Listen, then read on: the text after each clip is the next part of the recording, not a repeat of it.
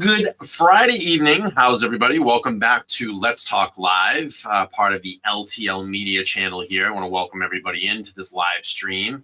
I know there's a hell of a battle going on Melanie Little's channel right now, which is actually over in the chat hanging out.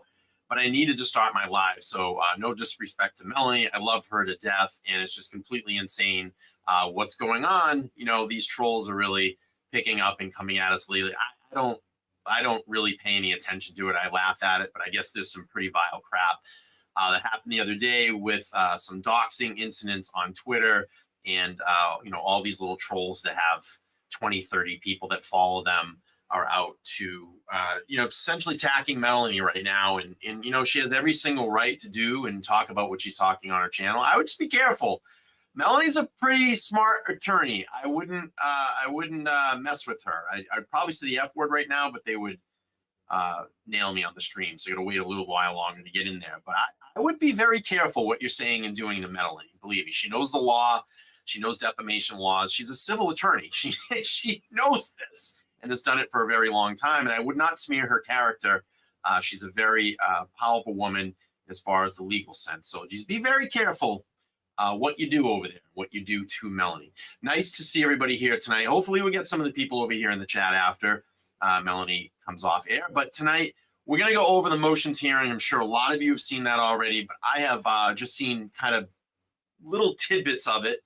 And I want to get into that tonight. We'll play through that, try to work our way through and see, you know, what happened on the last pretrial hearing motions before trial. And trial will start on Monday. But let me get through my little opening monologue here. So opening statements in the trial of Karen Read are set to commence on Monday morning inside a different courtroom than originally planned. Prosecutors and defense attorneys will each have 45 minutes to present their case to the jurors. The change in venue was prompted by concerns raised by Read's defense team regarding a setup of the main courtroom, particularly the visibility of witnesses' faces to some jurors due to the position of the jury box. And I talked about this extensively on my live the other night. I think it's very, very, very, very, very important for jurors to see all witnesses, see their body language when they are being asked questions, and then on cross-examination, to see their facial features, their eye movements. What could they possibly be looking at? Are they nervous? I think it's very, very important in this case to see all witnesses for the Commonwealth and the defense, especially the defense. Because if we get Higgins, Brian Albert, Brian Higgins, Jennifer McCabe up on that stand, we want to see, we want the jury to look at them directly in the eyes when they are being cross-examined by the defense. So Read, 44, stands accused of fatally striking her boyfriend, Boston police officer John O'Keefe, with her SUV outside a home in Canton on January 29, 2022. Prosecutors allege that after a night of drinking, Read abandoned O'Keefe to perish in a blizzard. However, Read's defense asserts that she has been framed as part of a broader cover-up involving law enforcement and witnesses. The case garnered attention after journalist Aidan Turtleboy Carney uncovered lies in a corrupt police cover-up during an investigation into Officer John O'Keefe's death, while vocally supporting and advocating for Read through numerous avenues. Carney himself is facing legal troubles for allegedly intimidating witnesses in Read's case, and prosecutors claim that Read had leaked confidential information to him over several months. Both the prosecution and defense have agreed not to mention Carney or his pretrial charges or his pending charges during the trial, although the judge has stated that if Carney's name arises naturally in witness testimony, the subject will be permissible. The defense is permitted to present relevant evidence suggesting alternative culpability for O'Keefe's death, but they are barred from employing the third-party culprit defense in their during their opening statement. Additionally, prosecutors successfully motioned. This worries me, and I don't know if you all heard about this or understood this, and I'm sure that Melanie probably went over it in her stream just before this, but additionally, prosecutors have successfully motioned to prevent any mention of the federal investigation into law enforcement's handling of this case. Defense attorney David Yannetti stated that he will refrain from mentioning the Massachusetts State Police Trooper Michael Proctor, a lead investigator in Reed's case, is currently under an internal investigation review. So there's my opening monologue. We will get into the pretrial hearing that happened the other day. It was like a lot of housekeeping, and we'll play through that fully now. Let me pull that up. And then obviously on Monday, I will be live streaming day one of opening statements here on LTL Media. You come over here and join me in the morning. Probably going to start up at about 9 o'clock in the morning and then go from there. All right, let's get into this hearing. We got a little while here, and I understand that probably a lot of you have seen this already, but I have just seen it in bits and pieces, and I want to go through this tonight on the channel. Let me just pull up some of the chats here really quick. Stacy says the new studio looks great. Thank you, Stacy. I appreciate it. It's been a work in progress. We still have a little bit of work to do here. I do have a brand new computer that's being built at this moment. Should take about a week or two.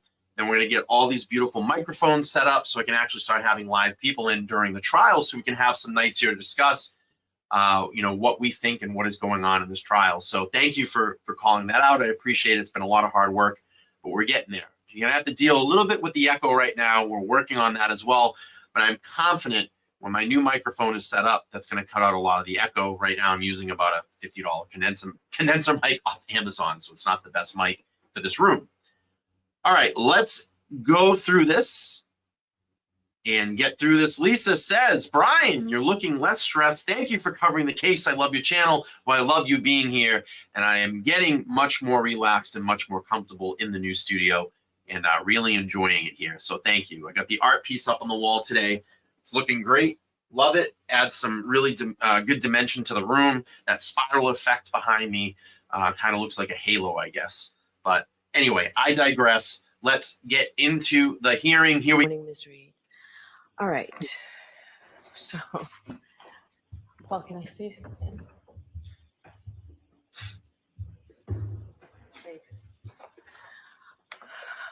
All right. What I want to start with are motions that were either allowed by agreement. I just want to make sure our record's completely accurate. And if it's not, it's my error.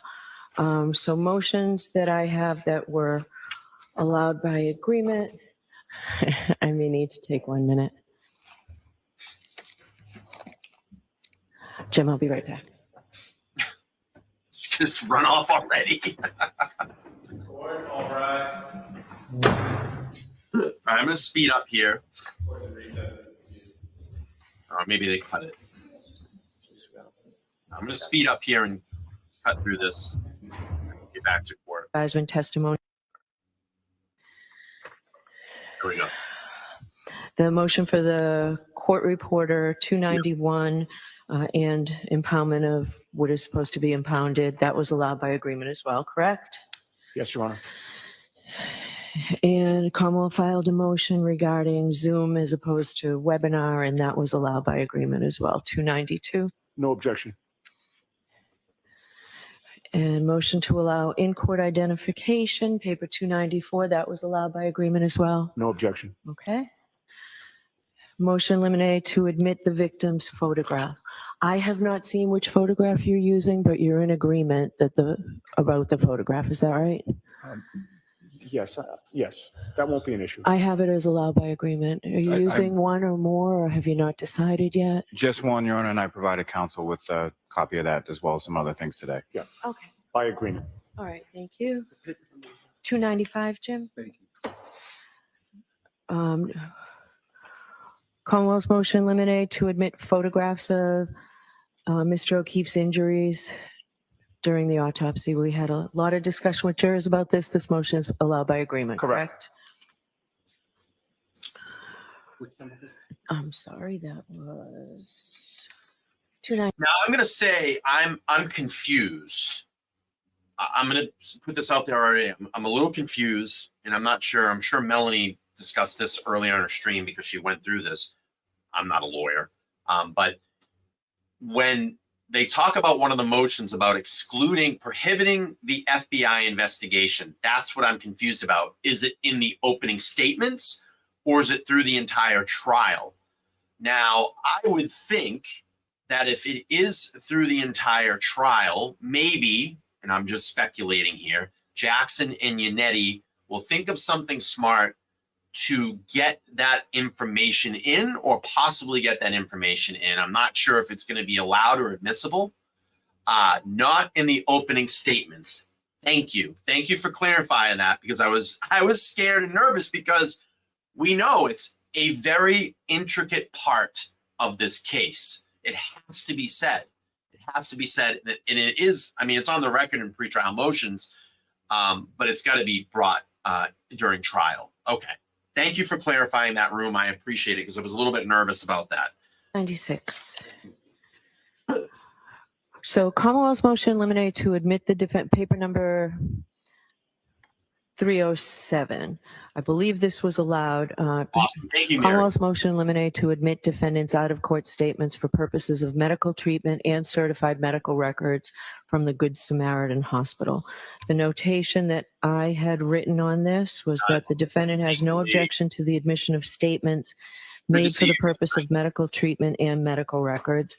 The court Welcome in, takes everybody. under advisement testimony regarding the blood alcohol testing, because Make sure everybody to smash the like button when you come in. Let's get this stream out. Let's get some new subscribers over here. Mike, how are you doing?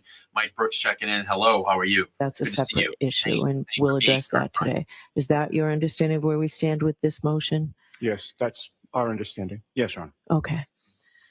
Jim, that, I already said that, right? 307. All.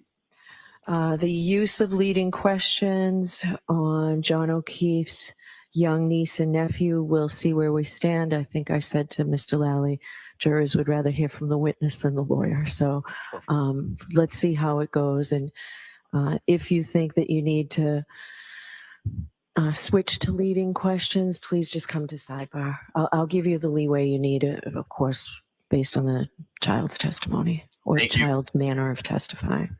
Thank you so much. I All right, appreciate it. so you were both in an agreement on what I have as 316 and the defendant's motion number paper 288. Regarding any reference to Aiden Kearney, aka Aha. Turtle Boy, or his pending criminal charges for witness intimidation. So both parties have agreed to not introduce this in evidence in their case in chief. If anyone opens the door, the motion will be revisited. And I think I said Thank that I Here. sort of Appreciate that. disagreed Thank you. with you both. I do think if witnesses testify to this spontaneously, then it comes in and it can be pursued further, but just come to sidebar. All right, 312, Commonwealth's motion to preclude reference to any bad character or any prior misconduct of the victim or any witness. That was allowed by agreement, Mr. Yannetti? Do you know which motion we're talking about? Oh, yes. Oh, no, that's agreed. That was 312, Jim.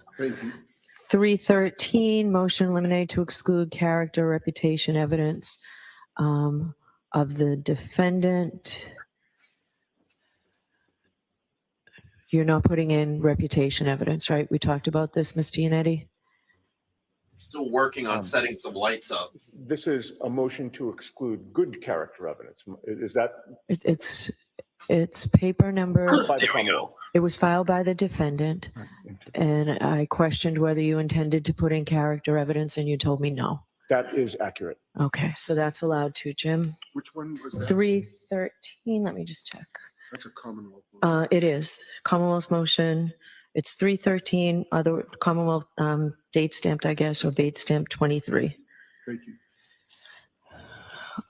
There was no objection to the Commonwealth's motion eliminated to introduce certified records from the registry, correct, Mr. Correct. Yannetti? Okay. Correct. All right, and then motions that perhaps were not agreed upon, but I previously ruled on. So, or I think I ruled on them. If not, these are my rulings. 297, Commonwealth's number 7. Commonwealth's motion eliminated to preclude reference and redact the manner of death contained on the victim's death certificate. And I think If anybody wants any chat to stand out, you have something important to say, you want the chat to see it. Just so you can send a super chat, and we'll pull that up for you during the hearing here. All right, we got a little while to go here. I appreciate everybody coming through and watching this tonight over here on LTL. I'm sure a lot of you have seen this and watched through it. I just haven't had time lately. I've kind of skipped through most of it throughout over the last couple of days, but I wanted to play it through its entirety today, and I appreciate y'all being here. Please make sure to smash the like button when you come in. Subscribe if you haven't. Here we go. We'll keep playing through here. I said in open court, this motion is denied as to cross-examination of the medical expert, but that undetermined language will not appear. That'll be redacted from the death certificate. You'll have the live witness here to cross-examine as to that. So, Jim, that's 297. Yes, Your Commonwealth's motion eliminate to prohibit reference to any federal investigations, paper 317, Commonwealth bold stamp 27, to prohibit reference to any federal investigations conducted by the U.S. Attorney's Office and or Federal Bureau of Investigations. That motion was allowed after hearing. That's what scared me when I heard this the other day. I'm like, oh my God, they're not going to be able to talk about the federal investigation at all. But thank you, Room, for clarifying that. It's just in the opening statement. I'm just like, whoo, because it's important. It's very, very important. And I think for me, one of the biggest sticking points in all of it is obviously they had confirmed Jennifer McCabe's Google search at 2:27 a.m. How long to die in cold, or how long to die in cold. But the big sticking point for me was, and I talk about this a lot here on my channel, the independent investigator. Remember, Jackson stood up and said, we found out today, someone totally independent from our defense team and the Commonwealth. So we didn't hire them and the Commonwealth didn't hire them. This is the FBI hired this person, 3 PhDs in accident reconstruction. And the conclusion at the end of that, reconstruction, the injuries to John O'Keefe are not consistent with Karen Reed's SUV hitting him, and the damage to Karen Reed's SUV are not consistent with hitting John O'Keefe. That is a huge sticking point in this. And I'm sure it's going to be very much talked about here during this trial. For me, that's the sticking point. That is the sticking point. It's essentially saying it's virtually impossible. What happened to John, what the Commonwealth is saying happened to John, there's no way that Karen Reed did that. Her SUV did not make contact with John O'Keefe. That is a huge sticking point. 305 is the motion regarding chalks. We'll address that when we address the defendant's motion regarding their audiovisual person. The third party culprit, the ruling's clear on that, not in opening. That's 320-30. I think that was clear when we talked about it. All right, so those are the ones that were fairly quick to just go through. I've got another set that are sort of in the fairly quick range. And then we'll move on to the Commonwealth's discovery type motions. So first, paper 284, defendant's motion for sanctions and exclusion of evidence based on the Commonwealth's failure to timely comply with discovery orders. Mr. Jackson, you told us at sidebar the other day that you are with. Clear this up for LJ is asking, is it going to be allowed during the trial? Yes, just will not be allowed during the opening statements. I was nervous. I was scared.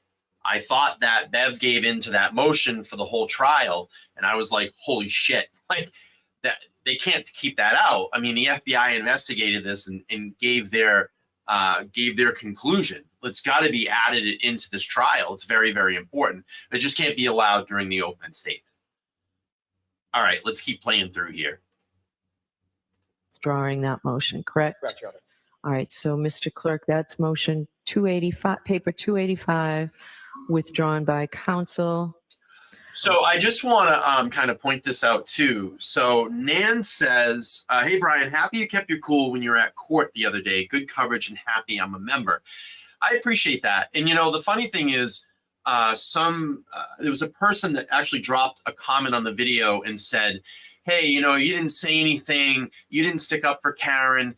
That's not what I was there to do. That's not what I've been there to do. I've been there to report. I've been there to capture video and show what goes on down there. That is my purpose of being there. Obviously, I'm there to support Karen 1000%.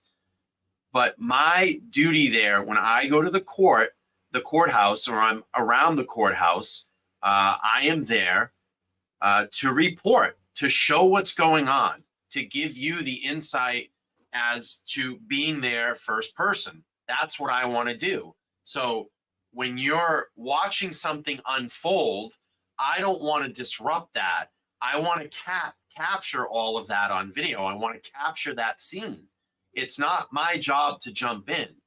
I was there capturing that moment and bringing it back to all of you so you could see what was going on. Was I boiling inside? Absolutely. Did I want to scream back? I sure did. But that's not what I was there to do. I had to capture the scene and make sure that it was audible, that you all could hear it. Because if I'm screaming at someone and screaming back at them, all they're going to do is just scream. I wanted to hear what that bozo had to say. And that's why I did that and sat back and just let the scene unfold. And it sucks. I mean, I don't want Karen to have to go through that, someone screaming. But, you know, the funny thing is that if that was a Free Karen Read supporter doing that inside the buffer zone, you know, immediately they would have been handcuffed and taken away. But this bozo can just walk in there and do that, and then ends up screwing it up even more for everybody. He knew what he was doing.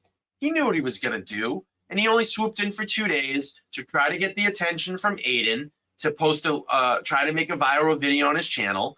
Then he came back the next day and did the same tactic to Karen. And why would you even post that and be proud of something like that? Why would you be proud of something like that? Because you're fishing for clicks and views. That's why he did it. That's why he did it. And I, you know, listen, it happened. We move on. And, you know, that's it. That's it. So anyway, just wanted to talk a little bit about that. Wine Cellar, thank you for becoming a new member of the channel. I appreciate your support. You can go over to the homepage and check out all my members only contents right down at the bottom of the page. Thank you for the support. Yeah, I mean, listen, you know, I wanted to jump out. It's coming out of my skin, but hey, you know, I'm capturing the moment as a journalist to be out there and show what's going on and show the scene and bring it back to all of you. And then we can make our decisions and have our discussions when we do these lives. I did a live on it the other night. I was pissed. But anyway, we'll get back to this hearing. We got a long way to go on this Friday night. Thank you for being here. Okay, I have it as 285, but 285 is the affidavit. okay, yep. So 283 Thank you. withdrawn by counsel. Motion eliminate for review. So as defense counsel plainly states that a defendant is not entitled to be present at a view.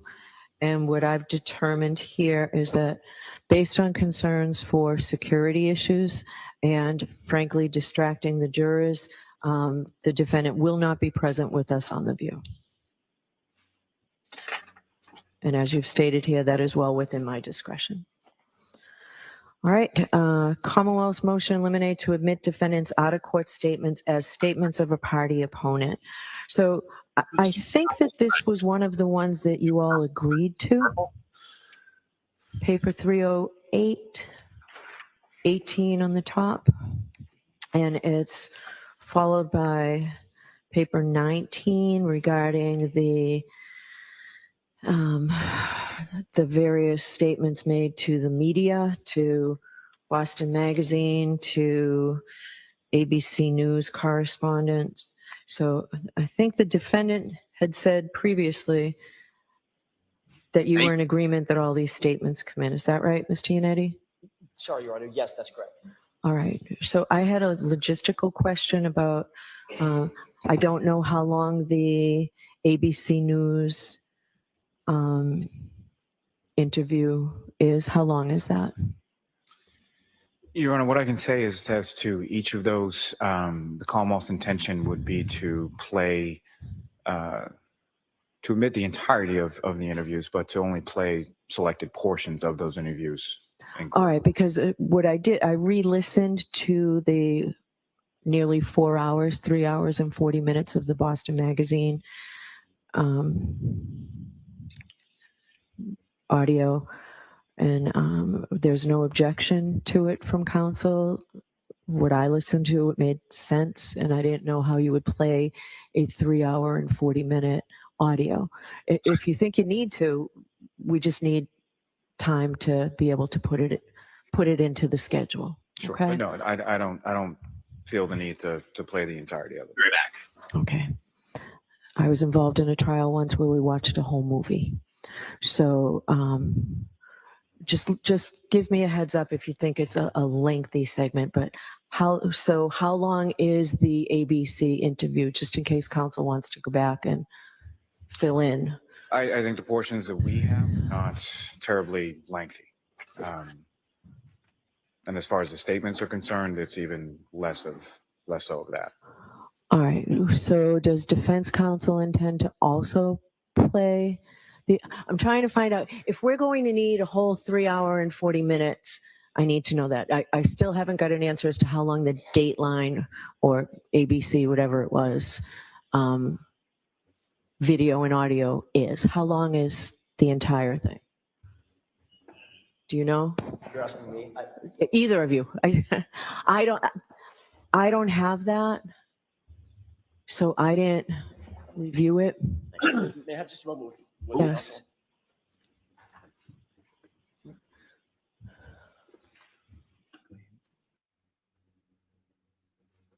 LJ, thank you for becoming a new member. If you're over here, yeah, we're going to do the color change tonight. We're going to get the purple roll. Rocking with the purple. Purple room tonight. I wish I had my other camera set up. I could swing it around and show everybody, but we're getting there. We're getting there. My memory and my belief is I think, and I Real quick, let me just set this out. LJ, thank you for becoming a rookie detective. You have access to members only content on the homepage, on my homepage. If you're new over here, please make sure to like, share, and subscribe. We're going to keep playing through this. I will be here on Monday morning streaming the trial, and I will keep as quiet as possible. I will not talk, so I will do pretty minimal talking. But if you want to come over here and watch minimal talking and live stream, come hang out. We'll go through it together on opening statements on Monday. I was going to go down there, but I really want to be here to stream it because I want to listen to the opening statements. I think that's very, very important to go through that. And be here with all of you through that. But I'm going to probably do a mix of streaming. On my days off, I'll stream, I'll do some recaps, and then maybe some days that I'll actually go down there as well, too. I mean, everybody's going to be there on Monday. I just won't have the time to go down there, fly back, and then get to stream. It would be impossible. So I'd rather just be here and stream it for you all. Shelly checking in. Thank you, Shelly. We've seen you a lot here on the channel lately, and I appreciate all the support. She says, keep the purple, loving how the studio is coming along. Thank you so much. I just want to get my other camera and the other microphone set up so it can actually, there's 2 seats, vacant seats right here waiting for people. We'll have the 2 camera position. You'll see everybody that will be in the studio, and I think it's going to be a lot of fun. We're going to get a lot of people up here, believe me, and it's turning out really, really well. And I'm so happy to announce, because I thought that it was going to be really hot in here this summer. My landlord just told me in about a week they will be putting or getting ready to put in climate control in here, air conditioning and heat, which is going to be badass. So it's really starting to feel comfortable in here. Still have some soundproofing stuff to work on and audio stuff, but we're getting there. I'm loving it. It's really starting to settle in. All right, let's get back to the hearing. can't Get a recall long specifically time to which go. one is one or the other, but I think one is about 10 minutes long, the other is about 5 minutes long, and again, I would only be playing, if any, portions of the defendant's statements, not the entirety of the broadcast. Okay. And if there are portions that weren't played, I would expect, So that's what I'm trying to figure out. So I'm concerned on the 3 hour and 40 minute one, which seems to be all of it's admissible. Or there's no objection to it. And if, I just need to know if we're going to play something for 3 hours and 40 minutes. The other one, if it's 15 minutes, I don't need as much heads up. my guess would be anything that we would want to present that wasn't presented would be in the 15, 20-minute Okay, category. that's Not 3 fine. hours. It's just for scheduling purposes. All right, so Jim, Yes. paper 309 and 308, they're the same pretty much. Those are allowed by agreement. Okay.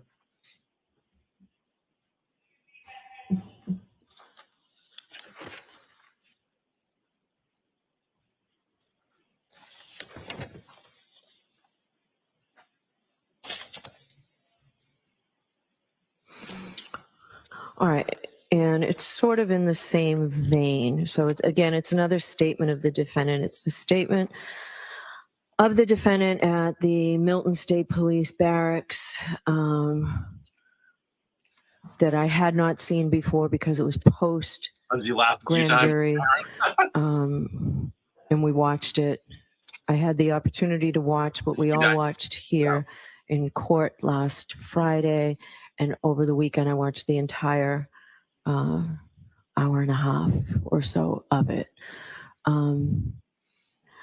So you're in agreement that the statement comes in, and the Commonwealth says that the Commonwealth needs some leeway to show that she was in custody after arrest for a period of time, and Commonwealth wants to play the video. I don't think we need the video. Much of it is just looking at their computer. So the video part will be out. You don't want it in, correct? That's correct. We had Yes. asked for the audio only. Yeah. Okay. So the audio only, but it needs some context. It's not just that she's sitting down having a cup of coffee with the police and makes these statements. So they're clearly voluntary, clearly unsolicited. How do you want to work that out? Can it be that this occurred at the Milton State Police Barracks on a particular date? Because if you can't work it out, then I'll decide it.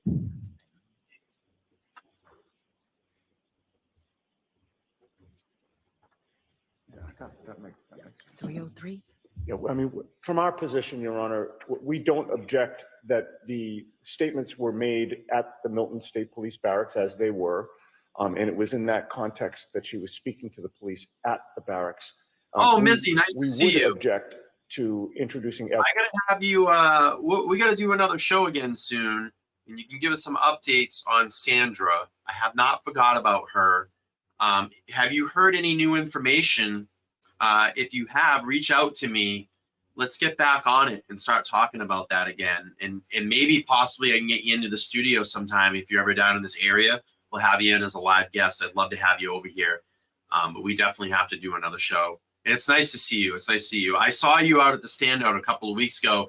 My girlfriend and I were driving by, and I was the one that beeped out the window of the white Jeep. I don't know if you saw us, but I did see you out there. We just didn't have time to stop because we were going to IKEA to pick up a whole bunch of stuff for the studio.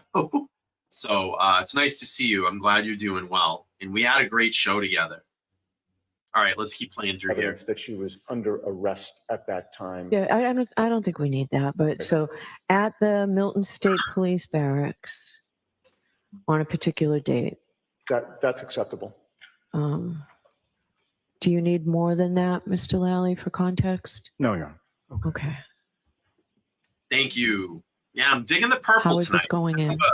A laid back. Through the trooper to whom she was speaking. Okay. You should All right. see the other walls all purple too. I have lights down there. It's All right. pretty, So, pretty Mr. awesome. Clerk, audio only, You can shoot some video. Commonwealth I'll shoot some Where is video and it? post it up on the Facebook page testimony so you can all see it. statement occurred at the Milton State Police Barracks. Yeah, we do. Mr. Lally, do you remember the date? June 9th, 2022. Thank you. Show you what my booth Yes. looks like. Okay.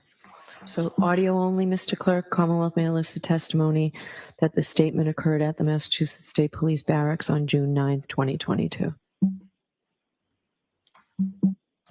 All right, so those are the fairly quick ones. Before we get to what I think are the more complex ones, or the ones that I need a little bit more argument from you on, I am concerned about discovery. So, Mr. Lally, when I was going through copies of what I had previously, the first time or one time that Commonwealth filed on March 21st of this year, a notice for reciprocal discovery and notice of experts. You then, last week, I think, filed a renewed motion for reciprocal discovery and request for voir dire of any defense experts. You asked that that be impounded. And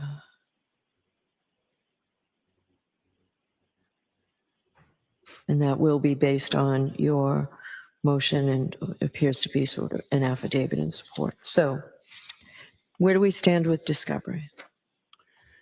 So with reference to the reciprocal discovery, what Commonwealth is seeking is noted there are a number of witnesses listed on the defendant's witness list with no materials provided as. And thank you so much for becoming a rookie detective. Thank you. I appreciate it. I'm an Apple guy with my phone, but I'm a PC guy with my computers. And that drives my girlfriend crazy, by the way. Because we're the reverse. Actually, no, she's Apple. She's Apple phone and Apple computer as well, too. To who these people are or what their intended testimony is. The issue with regard to experts is essentially there are the video.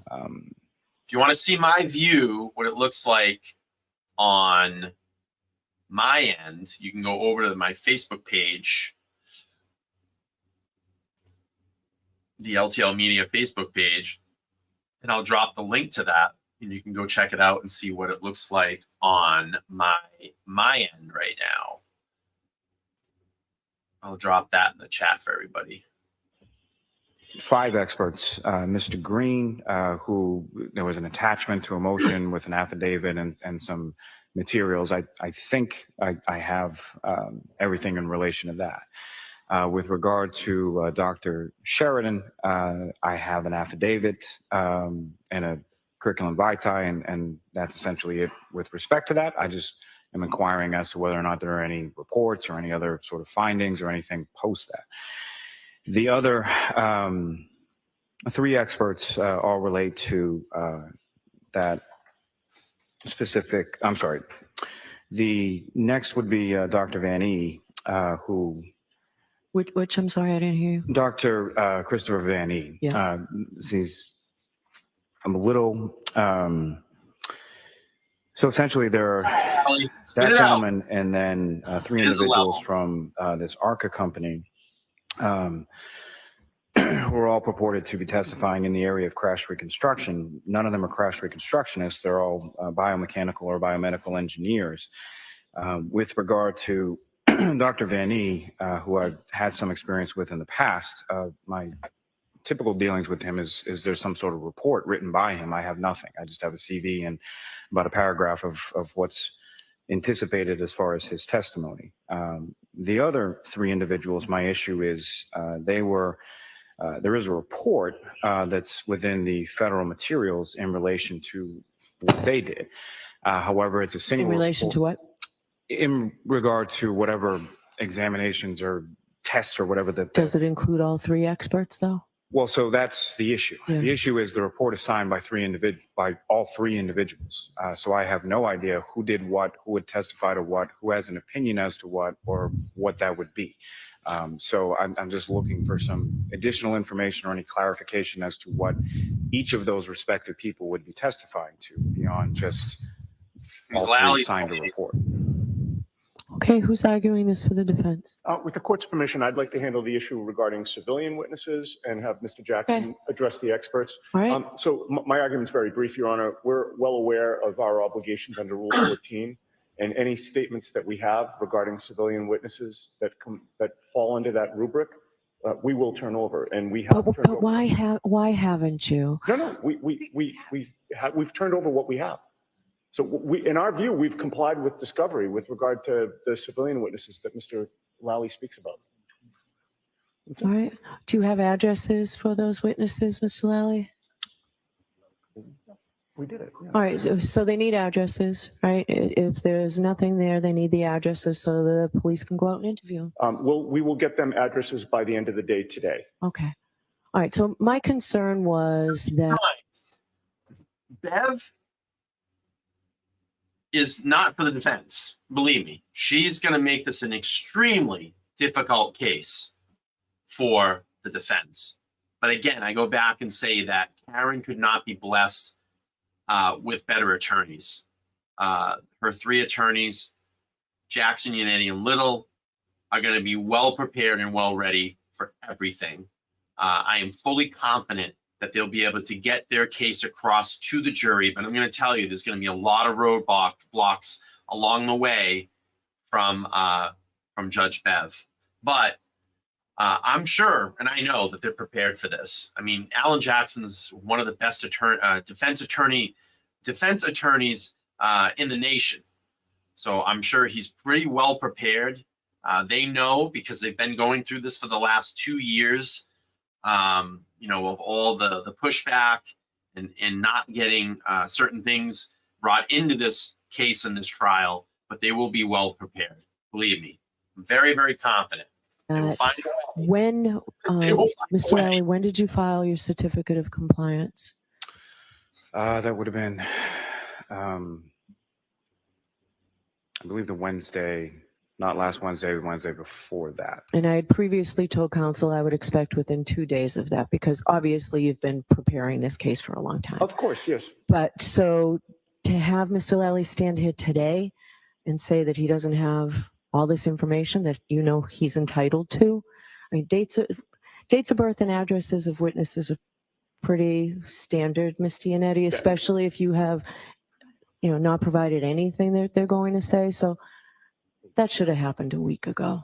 Your Honor, If I may defer to my co-counsel. Well, okay. And we do have to talk about how we're going to do this at trial. Okay. Yes. Your Honor, I provided reciprocal discovery to Mr. Lally within 24 hours of receiving Okay. the certificate of compliance. Anything about these witnesses that Ms. Giannetti says they have everything on? Yes, he's received statements from all the witnesses that we have statements for, which included their dates of birth, addresses. How all many? that. How many is that, Ms. Little? How many witnesses? I don't know off the top of my head, but every single report that we have for these witnesses that Mr. Lally has received in his witness list, he has reports for. Okay. And a number of our witnesses, obviously, are witnesses that the Commonwealth has interviewed. Right. I think I crossed out much of your list when I read the names of the witnesses, right? Exactly. Because they were duplicates. So we have complied with at least those obligations. And if there's any addresses that we haven't produced, I will make sure that gets done today, but he Thank should you. have the vast majority of everything. All right. Anything specific, Mr. Lally, on the civilian witnesses?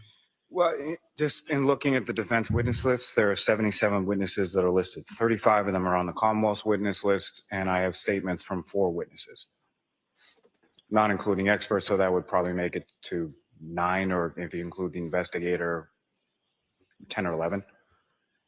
So there's still a substantial amount of witnesses that I don't have addresses, date of birth, or any statements from, or even what their anticipated testimony would be.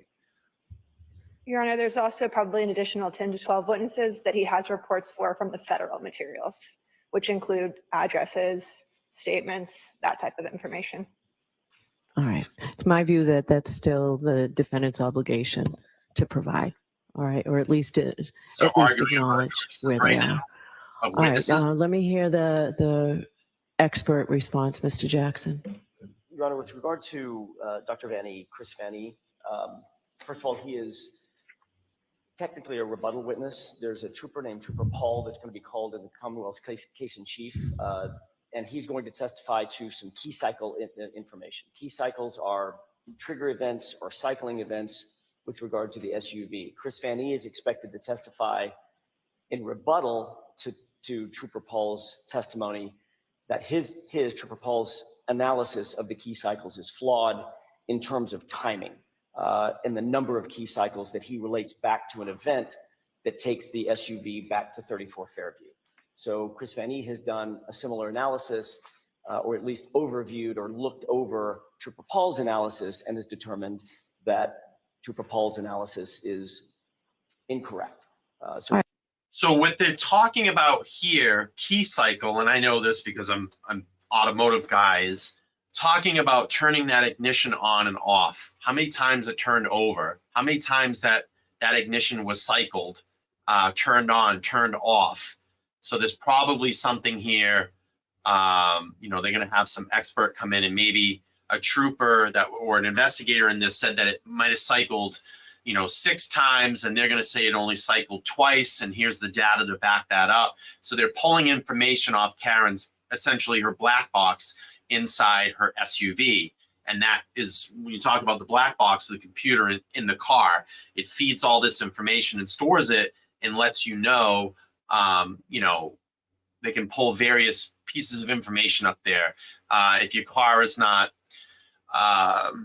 you have a check engine light, and it's a misfire in your car where you're not getting the correct spark. You can see that.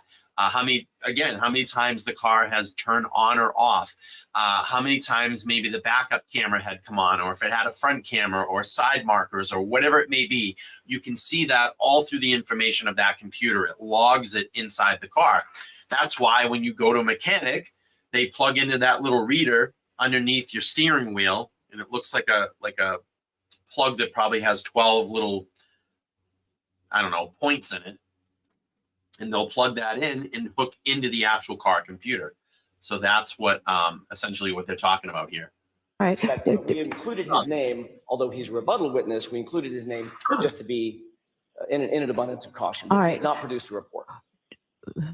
Do you have to at least tell the Commonwealth what he bases his opinion on, what he has viewed, Here, listen. what he bases his opinion on? The exact same information, the raw data that Trooper Paul based his opinion on. All right. So is this the first you're hearing this, Mr. Lally? There's kind of a vague description to that effect, but again, what I'm hearing is similar to that in the sense of he disagrees with the Commonwealth's expert, but I don't have any foundation for that or what specifically he disagrees about or what Peter, thank you. his points of contention would be with Trooper Paul's Essentially what report. it is. As far as no report, no basis of opinion, no anything of that nature. That's my concern. Okay. And you've requested a voir dire Yes, Your of Honor. the experts? All right. We don't want to bring this witness out here early for a voir dire. So I suggest you get the information that was requested. I'll be happy to. If we have to bring him out, we have to bring him out. No, I'm not looking to bring him out, and I don't think that he needs to be voir dired. He's going to look at the exact same, and I'll call Mr. Lally and explain to him what I think in a little bit more granular detail is going to be the sum and substance of his testimony. But Mr. Lally he certainly can conceive, as Trooper Paul walks through his analysis, Chris Van E is going to. I just want to go over this one more time. I just kind of want to put this to rest. So, Drew, I appreciate you bringing it up. Here's the thing. I'm in a 12 by 12 room. My bedroom at home that I was doing this out of is probably a 14 by 16 or 14 by 15 room. You have a bed that's inside that room that is absolutely absorbing tons of audio reverberation in that room. I had a lot more furniture in there. So I'm in a very small space right now. So what's happening is I have a table that's in front of me. I'm talking, that voice is going down and just bouncing out. I'm trying to do my best to soundproof the room as best as I can. So when you're in a room, different microphones work a different way. And this is a condenser mic. So it's very open right here. Probably before, this mic was better for that room. It absorbed more reverberation. I have a Pro mic that is the best podcasting mic. I believe it's a Shure SMB 7 or whatever it is.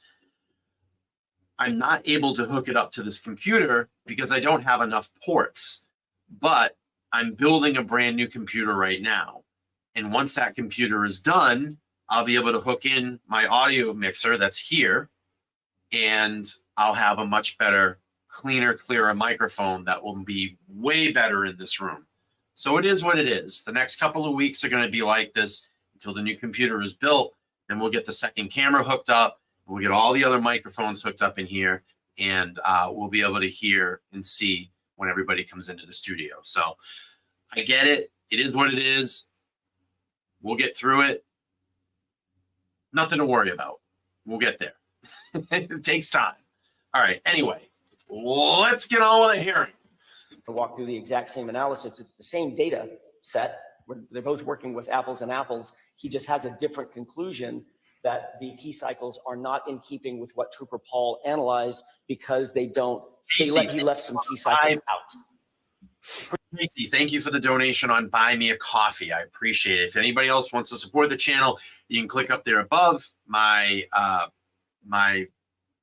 Cash App is up there and my link to Buy Me a Coffee, or you could just super chat if you want something that's very, very important. You want it to be heard, just super chat. We'll bring it up. All right, let's keep playing through here. Pretty simple stuff, but I'm happy to contact Mr.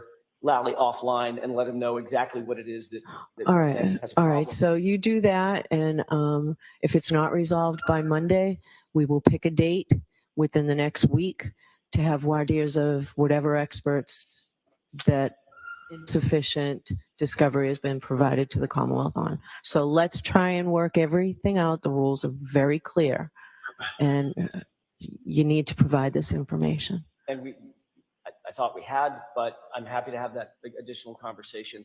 And I'll do the same thing with regard to the ARCA witnesses as well. So is there anything specifically, Mr. Lally, that you're looking for today in response to the biomechanical engineers? Just specifically what their just opinions are and what they're based on. And who did what? Who did A what. lot of dampening material on these walls. Should be fairly easy to provide, Mr. Jackson. Sound panel, in a- double sound panels, 10 double page sound report, panels. detailed, single spaced. But does it say who did what? I read the report as part of the federal materials. I couldn't figure out who did what. So, Oh, okay, I'm happy to talk to Mr. Lally about that. I believe the answer is going to be, in sum and substance, all of them work together as a team to come to the opinions and conclusions that are recited in the report. But I'll be happy to have an additional conversation with Mr. Lally about that. I don't know that I know every single thing. As a matter of fact, I don't know every single thing that everybody did, who screwed what bolt into what nut, et cetera. But I think by and large, Mr. Lally and I can come to an agreement about what the contours of each of their testimony would be. okay. And by the way, they are accident reconstructionists. So there's a Do you have their CVs? I do, and so does Mr. Lally.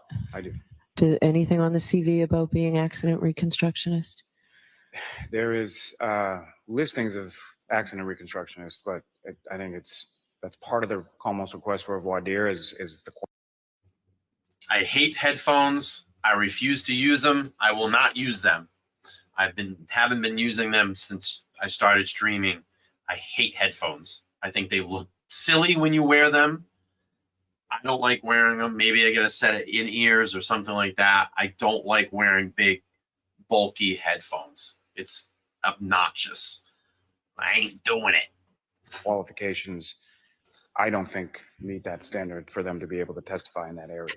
All right. So two things. When the two of you were working on this between now and Monday, if the Commonwealth is not satisfied in requesting a voir dire, I need to hear from the two of you whether we need to do that before the evidence really gets started, or if it can be done before the witness testifies. Okay. All right. Understood, John. No, I'll look at that, Rick. Thanks.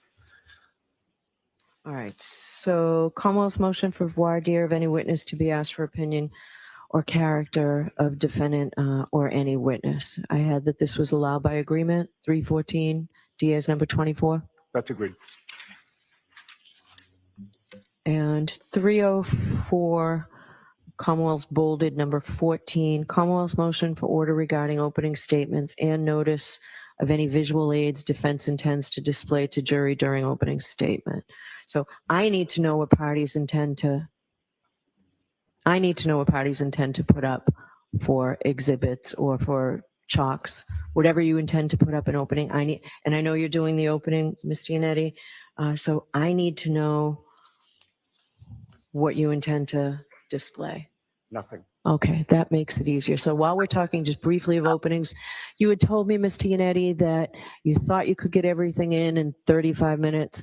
I will give you both 45 Oh, minutes. that's perfect. Yes, I'll be less than 45. I'll hold you to that. I know you will. All right, so Mr. Lally, 45 minutes for the Commonwealth? I like Yes, that. sir. Okay, I know you will. all right. And Commonwealth, do you intend to put anything up during openings? During openings, no, Your Honor. All right. Okay.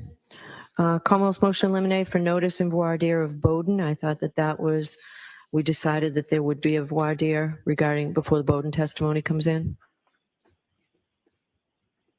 I don't recall that, Your Honor. All right. Well, Commonwealth's entitled to a voir dire. There'll be a voir dire. My understanding of the court's ruling as it applies to opening statements is that I cannot point the finger at a third-party culprit, but I can introduce the idea of an inadequate investigation and discuss Bowden evidence. As long as you know what's coming into evidence. That's perfectly fair. Remember, I use that term competent evidence. Of course. That's what it has to be. Of course. All right. Sorry, Jim. 321, the Commonwealth's bolded 31, in case my number's not right. Thank you. 319. So this is, we talked a little bit about this. It's Commonwealth's motion for advance notice if defendant intends to cross-examine any witness about alleged bias and request for pretrial ruling on whether the proposed evidence demonstrates a plausible showing of alleged bias. So as you well know, Mr. Lally, bias is definitely an area that is ripe for cross-examination and extensive Oh, cross-examination. Does it sound a little I bit needed better? to know exactly what your concerns My are. microphones sound And, better Your Honor, now. I think what we, How's the microphone sounding now? Does it sound better? Let me know. Does my voice sound a lot warmer?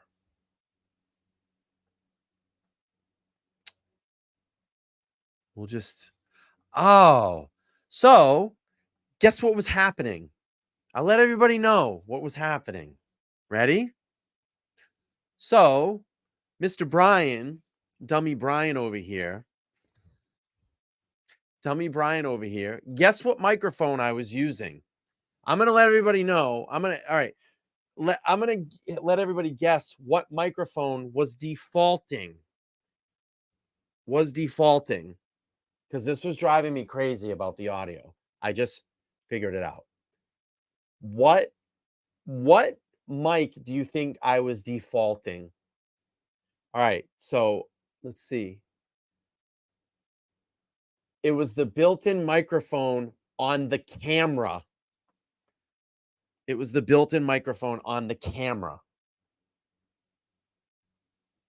Yeah, so I just figured it out. It was defaulting to that. Sounds a little bit better. Less echo. Ashley says it's worse. And then it's going to get better as we get everything else set up. Listen to all the. Yes, of course, cameras have mics. This can record video. But it's going to sound even better when the mixer's hooked up.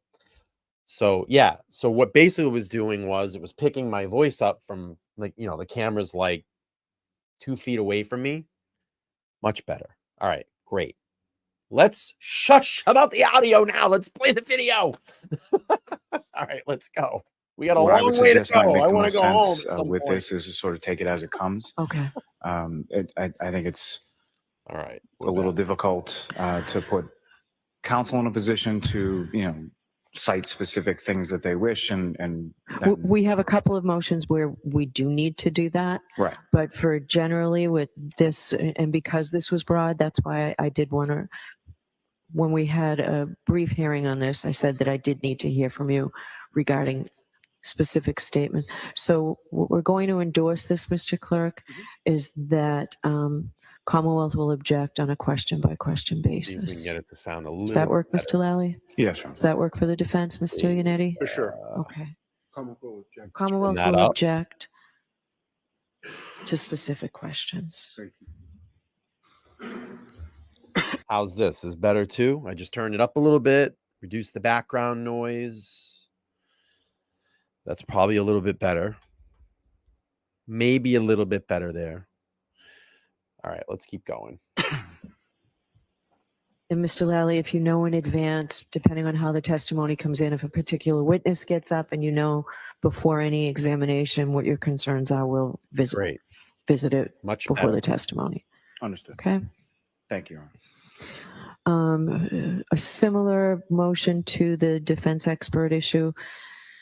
Mr. Clerk, I believe it's 315. It's bolded number 25 from the Commonwealth. Commonwealth's motion eliminate to prohibit defense experts from testifying regarding scientific studies or anecdotal experienced and request for voir dire.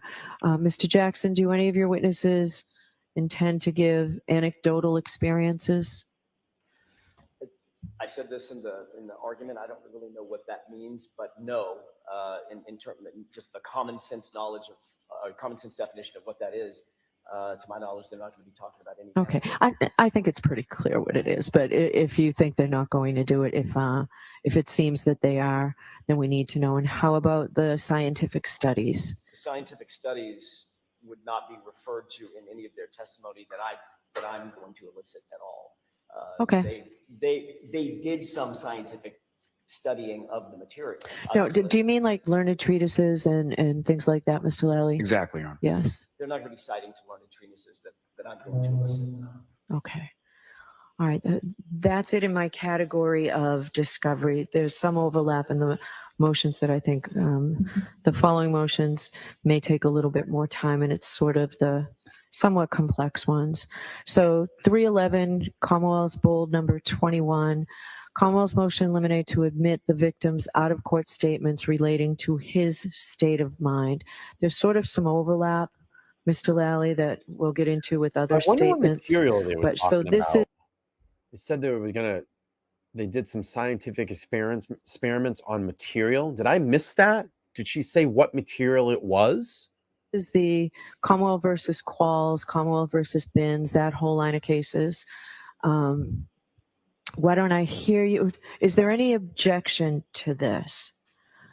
What Give me a material? moment, Judge. The Commonwealth, we were here last, the Commonwealth was told that they need to provide with the statements or the areas they intend to introduce. They do so in this motion. They do more extensively in another motion that's sort of dovetails. And the other motion concerns the Aruba incident, the arguments. Here's something that I still think is bullshit that's being brought into this. So you're going to have the Aruba incident, which is what, a couple of people that didn't even really know Karen, and they're going to have them come in and testify, if that's my understanding. What does that have to do with anything? And I'm going to tell you right now, this is, and I've said this before, this is what the Commonwealth, how the Commonwealth and how this judge is going to paint Karen. They're going to paint Karen as this vindictive, nasty person that was complaining all the time, that fought with John all the time, and build her up to be this just nasty, vile person. And that instead of breaking up with John because she wanted to leave him, instead of just breaking up with him, that she got so mad that she had to kill him. That's essentially how they're going to start painting Karen in all of this. And that's why they're going to bring in all the stuff, the Higgins thing. They're going to just create her as this vile, cheating woman, and that she was so mad at John because John supposedly cheated on her. And that's how they're going to paint Karen in this. Believe me, that's how the Commonwealth is going to try to paint Karen in all of this. We know it's bullshit. It's absolutely bullshit. Couples fight. I've talked about that before. Couples have disagreements. Couples have arguments. If you're in a relationship and you're not arguing, then you're not having a healthy relationship.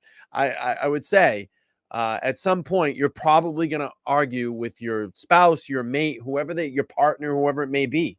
It happens. You have disagreements. You have arguments. That doesn't make you a murderer. That doesn't make you, oh, I'm going to go out and kill my partner. That's ridiculous to even think that way. There's no motive here. There's no monetary gain for Karen Read killing John. There's nothing. They're not married, so nothing's going to go to her. There was no will, as far as I know, that has anything that's going to her. There's no.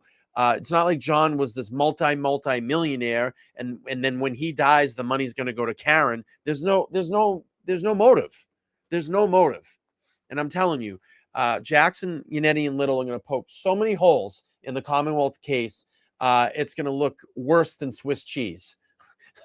Between the defendant and Mr. O'Keefe, and also this Bin/Qualls type testimony. Right. So I think our position, Your Honor, was that we need to know the specifics of what they intend to introduce. My expectation is that some of that will be admissible and some of it we won't have an objection to, but it's difficult to give it either a blanket objection or a blanket assent without knowing the specifics. Okay, but you did sort of make a blanket objection to the Aruba incident, if we But call we it had- that. We had to without knowing the specifics. So on the second page of this motion, the Commonwealth intends to introduce statements the victim made to his family members and friends close in time to the murder about his relationship with the defendant and his decision to terminate the relationship. The Commonwealth also intends to introduce the victim's statements through text messages authored by the victim and contained within the victim's cell phone that express his decision communicated directly to the defendant to terminate their relationship. That goes squarely with Qualls and Bins. Right. With regard to the text messages, I don't believe we have a basis to object. All right, so I'm also going to allow statement. Mr. Lally, tell us what the statements specifically, as best you can, who would be testifying, what. Annie, thank you so much for the 25 on Buy Me a Coffee. Dina Jam, thank you so much for being an awesome moderator. You're always here. And thank you for the 5 on Buy Me a Coffee. If anybody wants to support, oh, and I forgot Casey as well with the 5 on Buy Me a Coffee. Anybody wants to support my affiliate, my link is up there at the top, or you can cash at me. Send me a message through Cash App. I'll read them, or you can send me through Buy Me a Coffee. If not, Super Chat. We'll highlight your chat, bring it up, and we can talk about it as well, too. All right, let's keep playing here. Family members, does this involve the 2 children? Yes, Your Honor. So there are statements that are made by the victim to the defendant in front of each of the 2 Good point. children with his intention Excellent to. point. or What statement. are they roughly? Essentially that the relationship isn't working anymore and that he would like to break up with her, asked her to leave the house. She refuses, and this is in front of both the niece and the nephew. For what? All right, They had an argument. Ms. Giannetti, I'll hear you I got to on go that. back and hear that. What was this? Let's go back and hear this. What's Lally saying? With the defendant and his decision to terminate the relationship. The Commonwealth also intends to introduce the victim's statements through text messages authored by the victim and contained within the victim's cell phone that express his decision communicated directly to the defendant to terminate their relationship. That goes squarely with Qualls and Bins. Right. With regard to the text messages, I don't believe we have a basis to object. All right, so I'm also going to allow statement. Mr. Lally, tell us what the statements specifically, as best you can, who would be testifying, what family members? Does this involve the 2 children? Yes, Your Honor. So there are statements that are made by the victim to the defendant in front of each of the 2 children. So what? With his They had intention an argument. or What are statement. they roughly? Essentially that You never argue. And for parents out there, let me know, okay? And I know it's particularly probably not what you intend to do in front of your children all the time. If you have, I'm saying this to parents. Let me know in the chat. Drop a 1 if you've argued in front of your children before. Please, be honest. Have you and your spouse, your partner, your whoever, the person in your life that you have children with, have you ever argued in front of your children? Drop a 1. Drop a 1 in the chat. Look at all the ones. They had an argument. So what? They had an argument. Damien, thank you so much for the 20. Says, congratulations on the new studio. Thank you so much. I appreciate it. I really do appreciate it. We're starting to get comfortable in here, starting to feel good. And again, pretty soon we'll start getting some live guests in here. Just got to get the computer set up. Look at all the ones. Look at all the ones. So what? You had an argument. This is ridiculous. The relationship isn't working anymore, and that he would like to break up with her, ask her to leave the house. She refuses, and this is in front of both the niece and the nephew. Oh, All right. oh no. He had an argument in Nettie, front of I'll the hear you on children. Ah. Couples argue. It happens. If you're going to base your case solely on that, Lally, you got a long way, brother. You got a long way to go. Our expectation is any statements that were allegedly made by Mr. O'Keefe Excuse to me. my client in front of other witnesses, we don't have a basis to object to that. Okay, so that's coming in, and you've had the benefit of the SANE interviews for a long time. Correct. so- We don't waive potential hearsay objections during trial, Your Honor, but I think generally that's our answer. All right, so on 311, KC, my girlfriend, says they want to allow these random people from this stupid incident, but Bev questions why they should allow Proctor as a witness. Great point. Excellent point. Mr. Clerk, I'm going to allow that. Yes, Your Honor. Okay. Yeah, you know, it's funny, Texas. I'm glad that you said that because that little 8-second clip that we've seen at the waterfall bar, they're pretty close. Didn't Karen have her arm around John? And she was looking up at him kind of lovingly and smiling and laughing. Looked like they were having a great time, right? She hated him so bad. Why was she over close and next to him, smiling, sharing probably a joke or an anecdote in their conversation? Doesn't make sense. And then all of a sudden, what? An hour and a half, an hour later, you're going to turn into a cold-blooded killer and run over your boyfriend and leave him there to die? Doesn't make any sense. All right, so sort of the same. 310.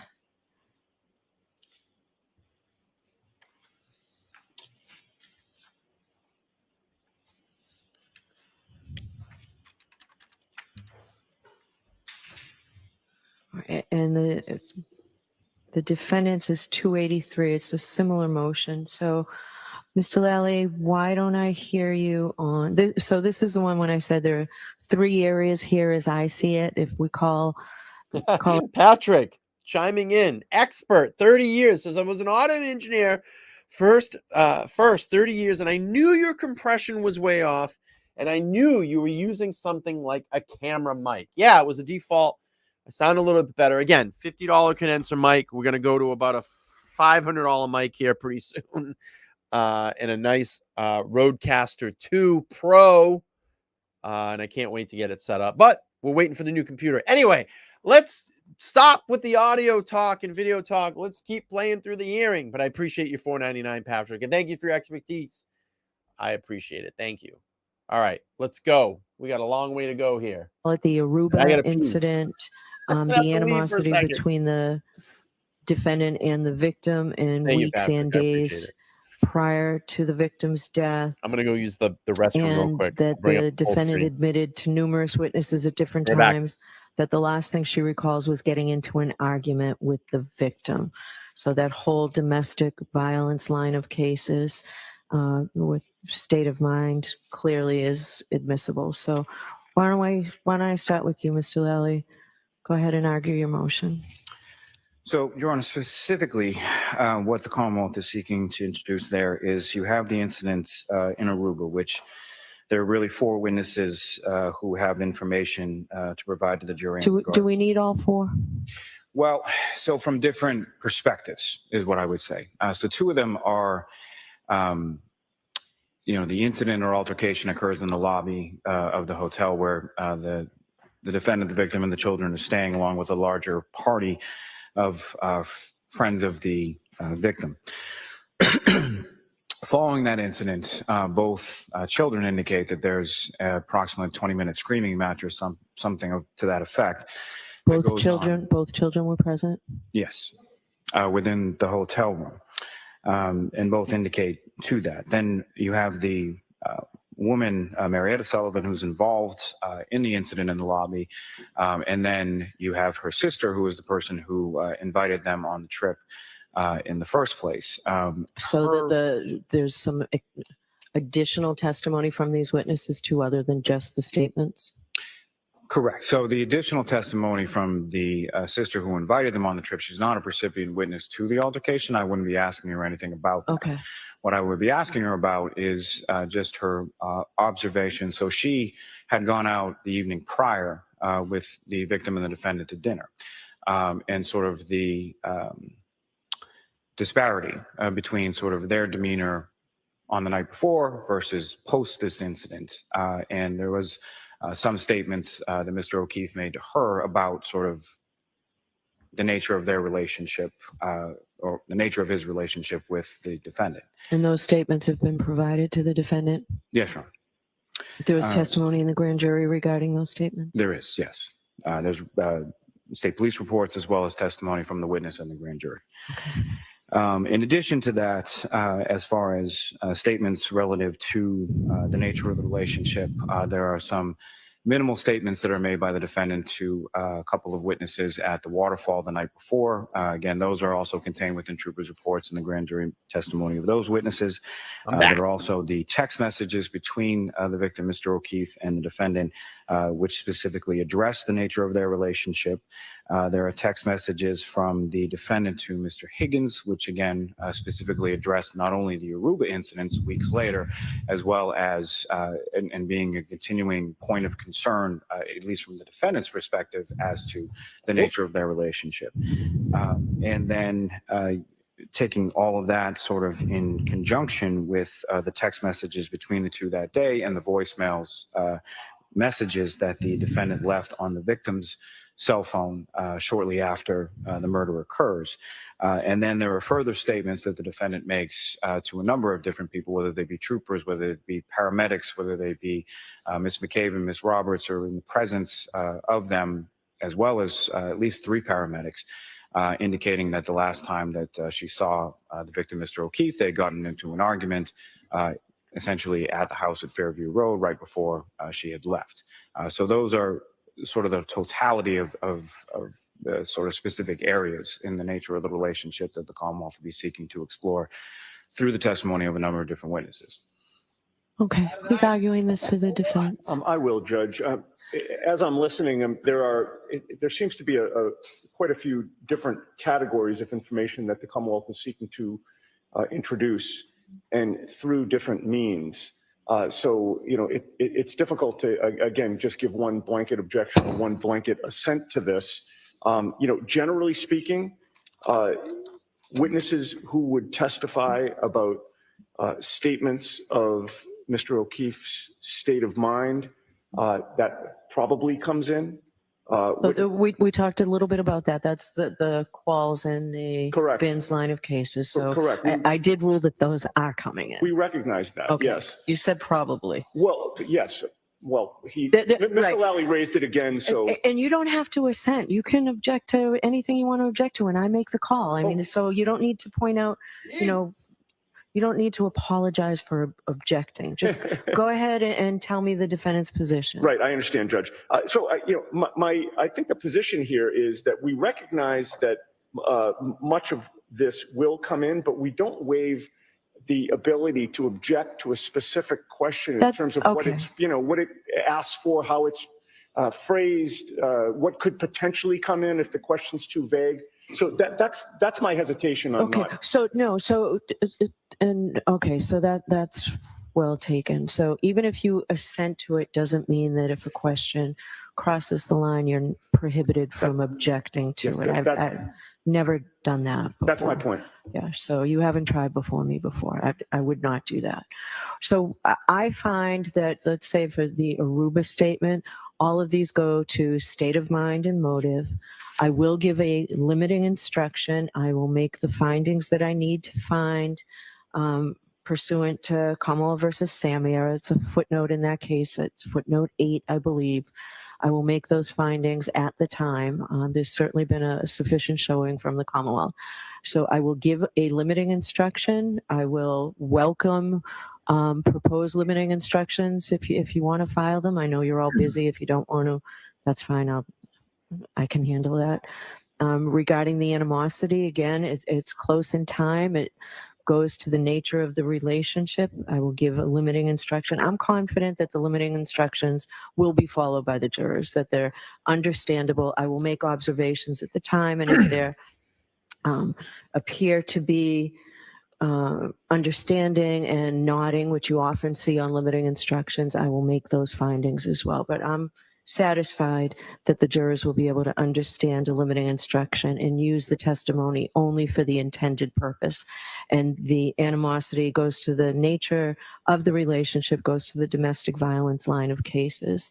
And the argument being the last thing that the defendant says she recalled, and the children's testimony regarding ending the relationship, again, that goes to state of mind, and it goes to the Qualls and Bins line of cases. And I will give a limiting instruction. I'm confident the jurors will understand. So that's my ruling on that, which actually, so it would be a denial, Jim, of defendant's motion 283. Just for the record, it's 282. 82. And that's denied. I mean, it will not go to propensity, and we can make sure of that. And the Commonwealth's motion is 310, Jim, the bold 20, and that was sort of hand in hand with the other one. All right. So moving on to, I think we just briefly talked about, so it's paper number 306, Commonwealth's motion eliminate to admit expert celebrate demonstration. I think we briefly talked about it, and I wanted to know, so are the defendants objecting to the, so your witness's name again? I read it every day for the last week. That's okay. It's Mr. Ian Whiffen. Yes. So about him doing a demonstration, is there an objection to that from the defense?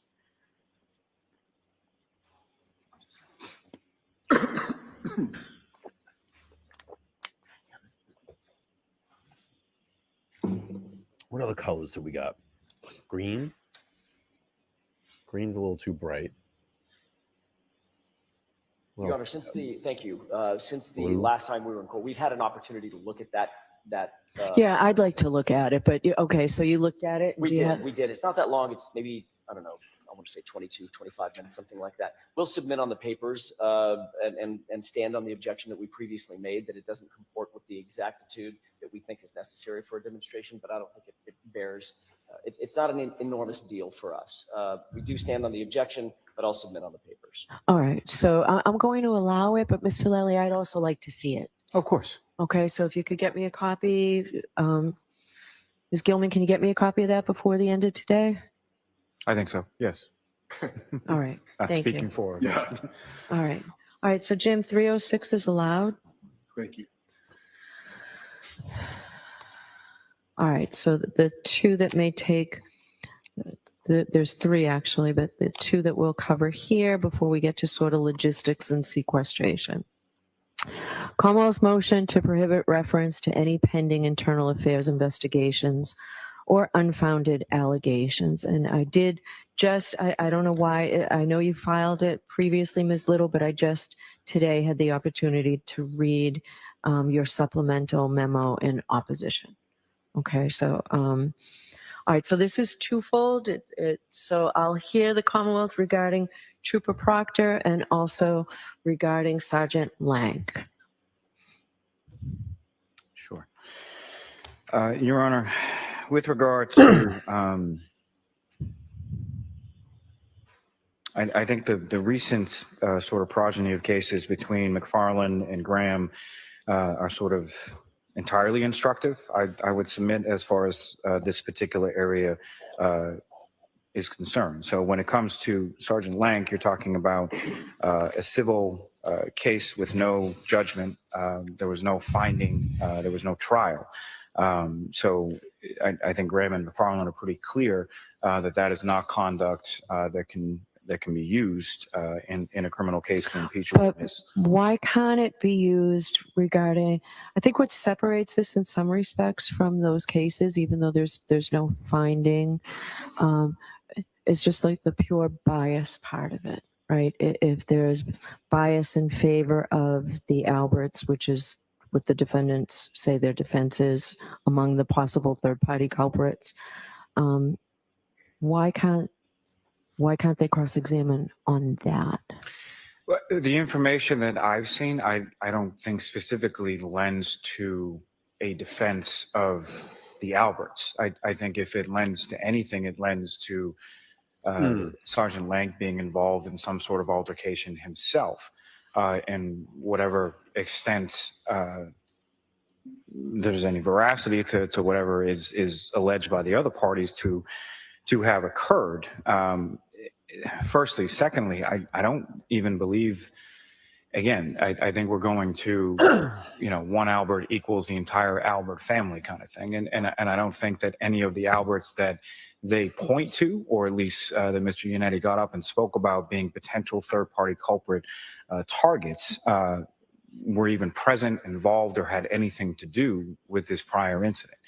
So whether or not Sergeant Lake knows or was 20 some odd years ago friendly with one member of the Albert family, or even two, if they're not any people that were at the residence on Fairview Road that night, that were present there in the morning when he arrived, pursuant to a call from a sergeant on scene to investigate, or anything of that like, I don't see how it's relevant to that form of questioning or impeachment. Particularly where it's an unsustained finding and there's nothing, concrete as to what transpired. Okay, I guess my question was simply because something might not fit squarely in McFarland and Graham. If it's admissible for other purposes, then it can come in. Right. So who's arguing this part? We'll take these in two parts. So we'll do the Trooper Proctor part afterwards. But Ms. Little, I did say I'd give you the opportunity to argue those two cases, but Thank if you, you Your want to, you can, but I'm more focused on the Thank you, bias. Stacey. I appreciate it. Sure. Thank you. I'll just briefly address Graham and McFarland because Sure. I do think it's very important that we make clear that both of those cases are completely an opposite to the issue that's before this court, which is admissibility at trial. McFarland and Graham both deal with whether the Commonwealth has an obligation to turn over certain discovery. That's not where we are right now, right? We filed the appropriate motion to receive discovery. We obtained information about an IA investigation. We obviously But just let's focus on Lank first. sure. Okay, So- I agree with you. They're discovery cases. They're not admissibility Okay, cases. so that issue aside, Lank has he's one of the first responders, obviously, who went to 34 Fairview on the morning of January 29th. This is He was important. the first person to enter the Albert residence that morning. And he has a long-standing relationship with the Albert family, which is brought in by this sort of prior lawsuit that we brought to the court's The attention. Albert family appears to be And I'm, huge, right? well, Or very extended family. well, I'm getting there. So That Okay. says a the lot. altercation that Lank was involved in, That says a lot, doesn't it? With being the extent of a large family, knowing a lot of people in and around Canton, wouldn't that mean something in this particular situation? was after he deputized himself to involve himself in a fight that Chris Albert had been in. Chris Albert is one of the Commonwealth's witnesses in this case. He is Brian Albert's brother. He was with them all that night on the 28th.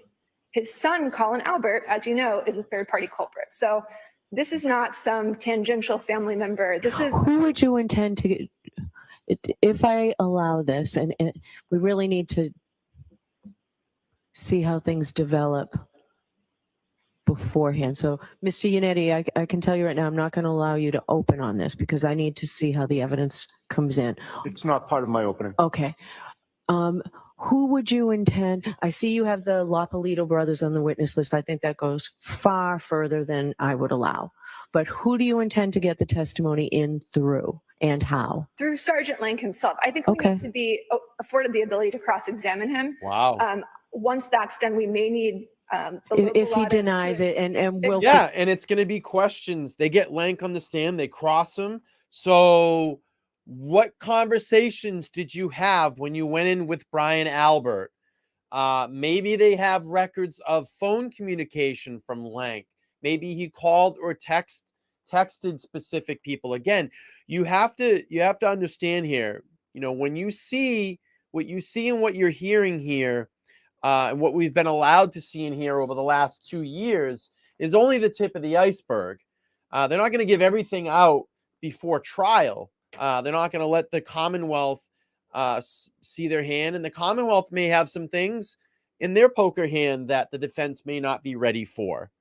But this is, you know, again, this is all just the tip of the iceberg. And cases develop as they're in trial. New information comes out, new evidence comes out, can be submitted.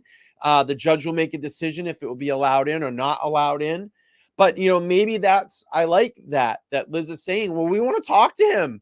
Ask him, did you go in and what kind of conversations did you have? Did you look around? Did you look for any broken cocktail glasses, or did you see anything particular to a fight or anything like that? I think it's great. They should talk to him. If he's the first responding officer and the first person that goes inside that house, what did you see? Who was there? What did the house look like? What was Brian Albert's emotional state at that point? What kind of conversations did you have? You know, we need to hear and know all that. It's very important. we'll figure that out. But I think the first step is allowing us to inquire as to his relationships and the connection that he has to the family and this incident that occurred. So you can certainly inquire as to his relationship with the family. It's the incident. I need to see again, just reading of everything that I've read. Sergeant Yeah, Lang where in the house did you doesn't go? have his testimony Great question. isn't as lengthy as other witnesses, right? Let's do this. If you were, let's say, Liz Little, Jackson, or Unetti, and you had a question for Lank, type it in the chat. Put an L, and then your question. What question would you ask Lank? I don't think that that's necessarily true, Your Honor, as far as our Mr. Lally said, cross-examination. okay, but for his direct is not as lengthy as other witnesses. I think that's fair to say. Yeah. So, all right. So go ahead. So through him, through Chris Albert. Through him, potentially through Chris Albert. Yeah, as there well, you Your go. Honor. Okay. Mizzy, All right. did Brian have any injuries? Mr. Yanetti's not going to open on this, and he said he wasn't planning on it anyway. So No, Your Honor. let's see how the evidence develops. It may be that we have a voir dire of Sergeant Lank and Chris Albert beforehand. Okay. So I'm not going to take any action on this right now, Okay. but I'm not denying it as the Commonwealth's requesting me to do. Thank you, Your So Honor. we'll see where we go with this. Okay. All right. So now let's deal with the Trooper Proctor part. So, Great Trooper question. Proctor, Your Honor, in regard to NEI investigation, which we have not received any material in regard to other than its existence. And I want to be clear on that because I think counsel might be a little confused by some material that we provided to them. So there were some interviews in regard to any sort of areas of potential bias with regard to Trooper Proctor and certain members of the Albert family. That was something that we did. So we had asked a couple of captains from the state police who are completely divorced from the investigation and completely divorced from our office, conducting interviews with regard to Trooper Proctor and a few of the other civilian witnesses. Okay. in How relation to that. recently? I mean, it's all recent. When was that? That was, I think, all discovery related to that was provided to counsel the week prior to trial. Okay. But they were done sort of in the weeks leading up to that. Is that part complete? Yes. Okay. So as far as the IA investigation goes, just the mere fact that there is an IA investigation, the Commonwealth would submit is not an appropriate area for cross-examination, and particularly when it's an open investigation, there are no findings and falls squarely within McFarland and Graham. And I understand what the court's comments before about, you know, them being primarily discovery cases, and I would agree with that. But they also go to discovery cases as far as what, so if something can't be ordered to be provided in the course of discovery, then it's, I would submit inferentially inadmissible. So what I'm suggesting with this motion, what I'm arguing in this motion is that whereas there is no findings of liability, there's no findings of any wrongdoing or anything of that ilk, just sort of putting out there that there's an open IA investigation without anything more because nothing else exists at this point. Why wouldn't it go to his bias and his motive? You know, if he's under investigation, why wouldn't he have the motive to testify favorably, or why doesn't it go to that? Maybe not the fact that it's IAD, but just there's an ongoing investigation that he's aware of, that he's involved. And you know, I don't know if his job depends on it. I don't know that. Maybe there's not enough to know. But why isn't that motive and bias on his part? Do you think that's prohibited by Graham and McFarland? I do, and just for that specific, because essentially what it allows a defendant to do is to pursue a line of questioning that they have no idea what that line of questioning is or what it will eventually be, and it could eventually turn into nothing, and to allow that sort of imprimatur of the court to allow that sort of questioning into an area that is completely unsettled and completely there's no evidence to substantiate other than the fact that it exists, without any sort of finding, without any sort of evidence. Can you imagine if they had to get an expert up there to show that it's not possible to butt dial? Can you imagine if there was a demonstration? Mary says, I want a demonstration of each of them, a phone and a request to show how they butt dialed. Can you imagine that if they actually had to bring a butt dial expert in? Is there any butt dial experts out there to come in and prove that a butt dial never happened? That would be great. To support it. I mean, that we don't have any evidence as far as what that is, or that it even pertains to this case. I want a visual. So with regard to all of that, I understand, you know, that outside of McFarland and outside of Graham, that there are other avenues, as the court was alluding to, as far as motive, as far as bias, as far as things of that nature. But when it's just so scant as far as what that is versus sort of the connotation behind those questions. I just think it's unfair to the Commonwealth. It's unfair to the witness to be put in that position when there's really no information available. All right. What do you say, Ms. Little? Your Honor, I think that Butt dial Lady Lally's reconstructionist. representation that we don't know what this investigation is about is disingenuous, to say the least. Why so? Why? Is there Reason something in is- the, hold on, is it something in the information that you've received Yes, Your Honor. from and- Mr. Lally? Yes, Your Honor. All right. So can I get a copy of that? Yes, Ron. Okay. So, as the court knows, first of all, Graham and McFarland deal with the Commonwealth's mandatory discovery obligations, right? Those courts also very specifically state that there's mechanisms outside of those mandatory discovery obligations for defendants to obtain information that's relevant and admissible at trial. That's why we filed a Rule 17 motion requesting these disciplinary records, and that's why that was granted. It was granted because the Commonwealth did not object. So regardless, we've obtained those records, and the cases that Mr. Lally continues to cite do not stand for the proposition that that's the only mechanism by which information can be produced at trial. Those are discovery cases. They are not admissibility cases. Pursuant to that request, we have received information discussing the IA investigation at which Trooper Proctor is being questioned specifically about this case. This is not an instance where we're questioning whether or not there's a basis for an IA investigation. It's clear this investigation was predicated on the materials that were produced to the Commonwealth by the federal authorities in this case. And initiated by the Commonwealth. The IID investigation was initiated by the DA's office, correct?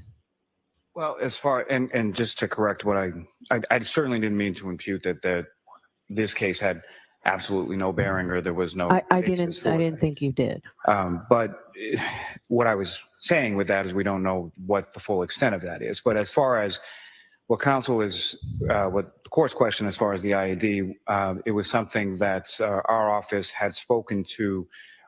We felt we had a duty to disclose to State Police Legal Counsel, and then they refer it to What the she's IA, trying to and do, that's how Mandy. that investigation What she's began. trying to do. As it pertains to what Again, counsel is talking about, this that has goes back nothing. to, they're going to do everything to try to keep the defense for getting an edge in this case. Believe me, I mean, we've seen it through all these pretrial hearings. This judge is not for the defense, believe me.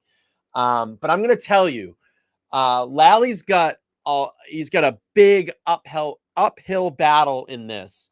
I mean, if he's going to bring this type of energy after seeing how Jackson, Yannetti, and Little have conducted themselves in court and even through these pretrial hearings, and believe me, they go back and watch this and watch their energy, because they're going to have to speak to a jury of 12 and get their attention and get them to understand that this is a corrupt case with tons of cover up.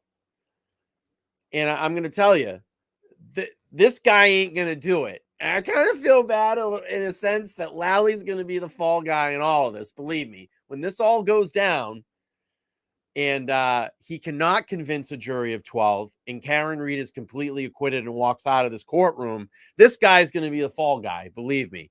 Let me just pull this up. I think I saw a super chat come through. Glare checking in. He says, hey, new studio's looking good. Thank you, buddy. I appreciate it. It's been a hell of a lot of work here. Still got a little bit more to go, but we're starting to settle in, and it's looking cool. It's looking pimping here, and I can't wait to start getting live guests in here. You know that I'll have a lot of people in here that have been, the locals that have been involved in this and doing their part. Definitely have them in here for live interviews. So thank you for checking in. I appreciate the super chat, dude. You're killing it over there with your 8-hour streams, bro. I don't know how the hell you do it, but good stuff over there. I appreciate it. Thanks for the $9.99er. All right, let's get back. We're going to try. We've got about another hour or so. We'll hang out till about 11, then we'll kill the stream. Thank you all for checking in. Let's keep going. To do with IA. So the materials that the Commonwealth has provided, They're that trying was to keep out completely this internal separate investigation. investigation initiated Proctor. by the district attorney's office. in Okay. relation to that. Okay. The IA investigation came on the heels of this information being produced to the Commonwealth. This is not a situation in which we're really questioning what the basis of that investigation is. The Commonwealth has in its possession numerous materials that suggest there has been significant misconduct on the part of Trooper Proctor. That will come out at trial. How? However, How? through cross- Because the feds have talked about it. The feds have talked about it. That's how they have the information. It's been confirmed. examination, What if they don't call Trooper Proctor?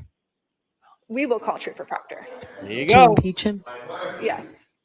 Please Well, see to the- be hear the prepared to galley. argue that. I don't know. He's on the witness list. He's the first person on the. I wanna go back to we that. felt we had a duty to disclose to State Police Legal Counsel, and then they refer it to the IA, and that's how that investigation began. As it pertains to what counsel is talking about, that has nothing to do with IA. So the materials that the Commonwealth has provided, that was completely separate investigation initiated by the district I think attorney's I went a bit- office. a little Okay. too far, but Okay. here. The IA investigation came on the heels of this information being produced to the Commonwealth. This is not a situation in which we're really questioning what the basis of that investigation is. The Commonwealth has in its possession numerous materials that suggest there has been significant misconduct on the part of Trooper Proctor. That will come out at trial. How? However, How? through cross-examination, What if they don't call Trooper Proctor? We will call Trooper Proctor. To impeach him? Yes. All right, so be prepared to argue that. I don't know. He's on the witness list. He's the first person on the witness list. They're probably calling him. I'm just He's the lead detective hypothetically in this throwing it out case. there. He's Yeah. conducted every Right. single step of this investigation. With others. When right? has a lead detective in a murder case never been called to a witness stand to testify? I mean, let's just go right to O.J. Simpson. Mark Furman, the lead detective in the O.J. Simpson case, and then when they got him up on the stand, they peeled into his character, and guess what we found out? The guy's a fucking scumbag and a racist. So yeah, let's get him up on the stand and dig in a little bit and find out what we got under the blanket or under the cover of that uniform. Yeah, I want Proctor up on the stand. Excuse me? With others. Sometimes, but he's the primary investigator in this case. And I think it's very, very important for the court, and I think you noted correctly, that bias and motive are absolutely critical to Ms. Reed's right to defend herself at trial. We have to be able to explore those issues.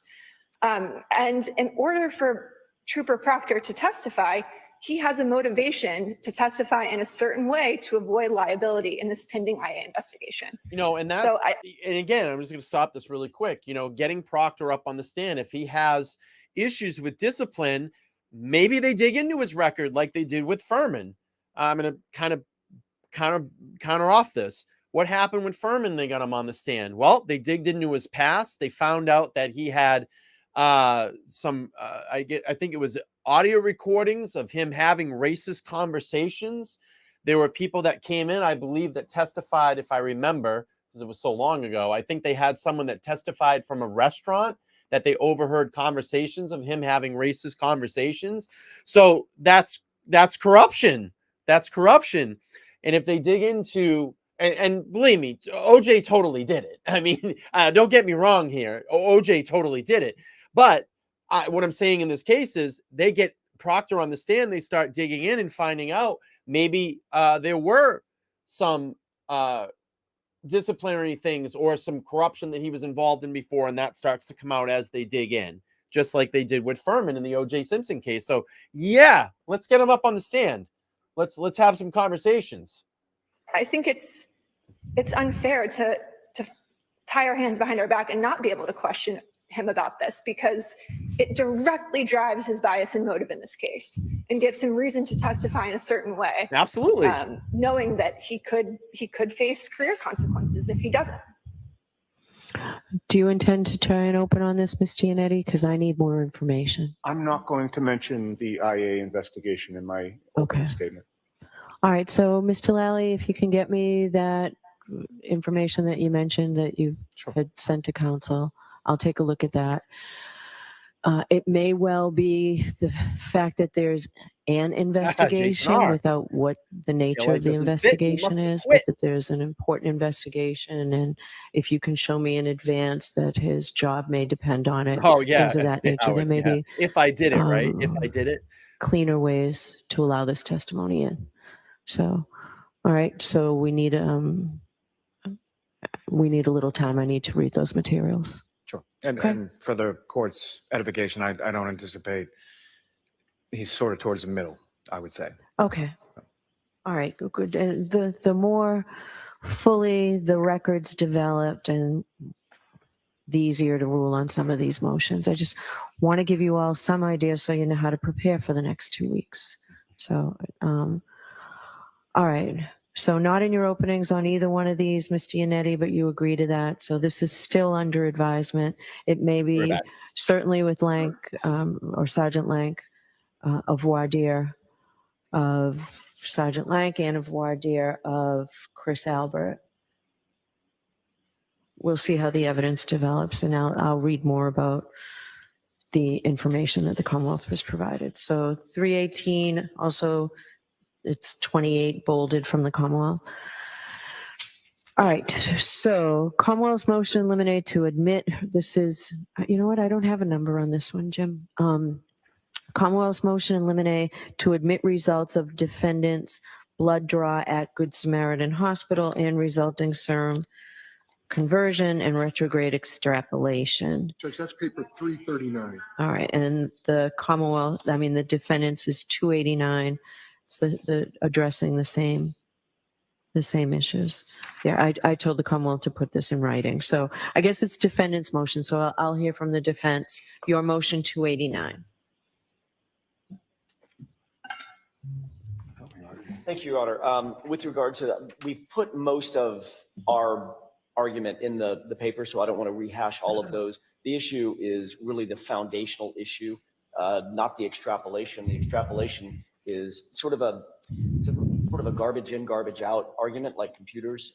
We think that the underlying blood draw did not follow the proper protocols that it should have followed. Therefore, the veracity of that particular blood draw is an issue. All right, can I just ask, the Commonwealth intends to have witnesses here to testify to that, right? How the Yes. blood was drawn, Yes, all of the that? Commonwealth would have the doctor that ordered it, the blood draw, the nurse / nurse practitioner. I summons both as far as who took the blood, and then the director of the lab at the Good Samaritan Medical Center. What I Okay. hope to. So let me get back to Mr. Jackson and then I'll hear you on that. I just wanted that. I'm not sure we had all that information when you Oh, filed the motion, sorry. but does that Fixing some change light. anything, Mr. Jackson? It doesn't, because the individuals that did the blood draw, it wasn't done in an accredited manner. I'm not arguing with the fact that the blood draw was taken, that somebody with a phlebotomist actually took the blood. Real quick, Tyrone on the Cash App. Thank you for the 5. I appreciate it. Says, let's read the chat. He says, Tyrone sent $5. Says, nice studio. Looks good, brother. Thank you so much, Tyrone. I appreciate it. I appreciate your support. Thank you. Appreciate that. All right, let's But it keep playing wasn't through done here. with the protocols or the accreditation that's required under Massachusetts state law and the Massachusetts State Police Crime Lab. Their protocols were, I apologize, their protocols were breached internally. And given that breach, we believe that any extrapolation based or founded upon those faulty blood draws, those unaccredited blood draws, are suspect as well. So the sum and substance is that you can't trust the extrapolation if it wasn't an accredited and a foundationally solid blood draw to begin with. So if all the witnesses are here for cross-examination, why doesn't that go to the weight of the evidence instead of the admissibility? Because we think that the admissibility is based on the protocols that the Massachusetts State Police have put in place. If they didn't have accreditation protocols, it wouldn't mean anything. It probably would go to the weight, not the admissibility. I think the admissibility is predicated on their own rules. They don't get, in our view, they don't get to break their own rules and then say, oh, well, let's just let it go to the weight, not the admissibility. We believe that it's important enough that it shouldn't ever come in front of the jury in the first place, notwithstanding the fact that we could obviously cross-examine them on the lack of accreditation. We think that it rises to the next level of not being trustworthy, and therefore it's overly prejudicial. Okay. Mr. Lally, doesn't this happen in hospitals across Massachusetts on a regular basis? It does, and just to be clear, nobody's breaking anybody's own rules. This wasn't blood work that was taken by anybody at the lab or tested at the lab. It was taken at the hospital, tested at the hospital, and what the technician or the forensic scientist from the Office of Alcohol Testing is doing is essentially mathematical calculations based on that result. So I would submit it goes exactly to the weight of the evidence. It's certainly fertile ground for cross-examination or argument by counsel. But as far as it being admissible, it's certainly admissible. This is what happens in every case. Whether or not Good Samaritan Medical Center's lab is ANAB accredited or anything of that nature is irrelevant. It has nothing to do with the state police strictures because they're not the ones who actually conducted the testing of what was in the blood. All right, do you want to respond? I just wanted to refresh the court's recollection. I mentioned this at the last hearing, but just one element of the problem is in the result. The extrapolated result was 124% swing. In other words, we extrapolated based on the blood draw. Yeah, I know what it means. And that's just massive. I've never seen a swing that big. It's, you pull somebody over. Well, they have Sounds like a great area for cross-examination. I think it will be. Okay. But if it's not admissible in the first place because it's inherently untrustworthy, then you could save me my breath. I don't see how this doesn't come in. I'll submit, I don't want to beat a dead horse. I just think that it's so unreliable that it shouldn't be put before the jury. And we run the risk of prejudicing the jury in a way that we can't sort of unring that bell. Yes, we can cross-examine, but I don't think that the underlying blood draw is foundationally solid enough. Mr. Lally, were you planning on using this in your opening? I don't have to. All right, so why don't we wait and if need be, we'll have, the experts, let's wait until it gets closer to these experts or the folks from the hospital testifying if we need to have a short voir dire. Just to let everybody know, I will be streaming on Monday. I'm going to have actually a stream on Sunday night. I'm going to try to get some people here on the show, and I will be opening it up to phone calls.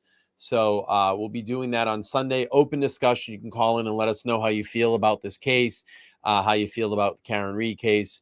If you agree that she should be going to trial, if you disagree if she should be going to trial, we want to hear it all. So that'll be on Sunday night, 8 p.m. Eastern Standard Time. I'd love for you all to come back here. And then on Monday, I'm going to fire up the stream probably about 9 o'clock. And then I will stream the trial on Monday. I plan on streaming the whole day to completion on the first day. Then I do have to work for the remainder of the week. So I may just come back and do some recaps at night. And then I might go there on Friday. I have Friday off, so I might actually go down there on Friday just to get the vibe and live stream from the street. I just haven't figured out what I'm going to do. I'd like to do a mix of both, kind of on street reporting plus come back and streaming as well too. So I don't know. I'll figure something out. But Monday, I definitely will be here for opening statements.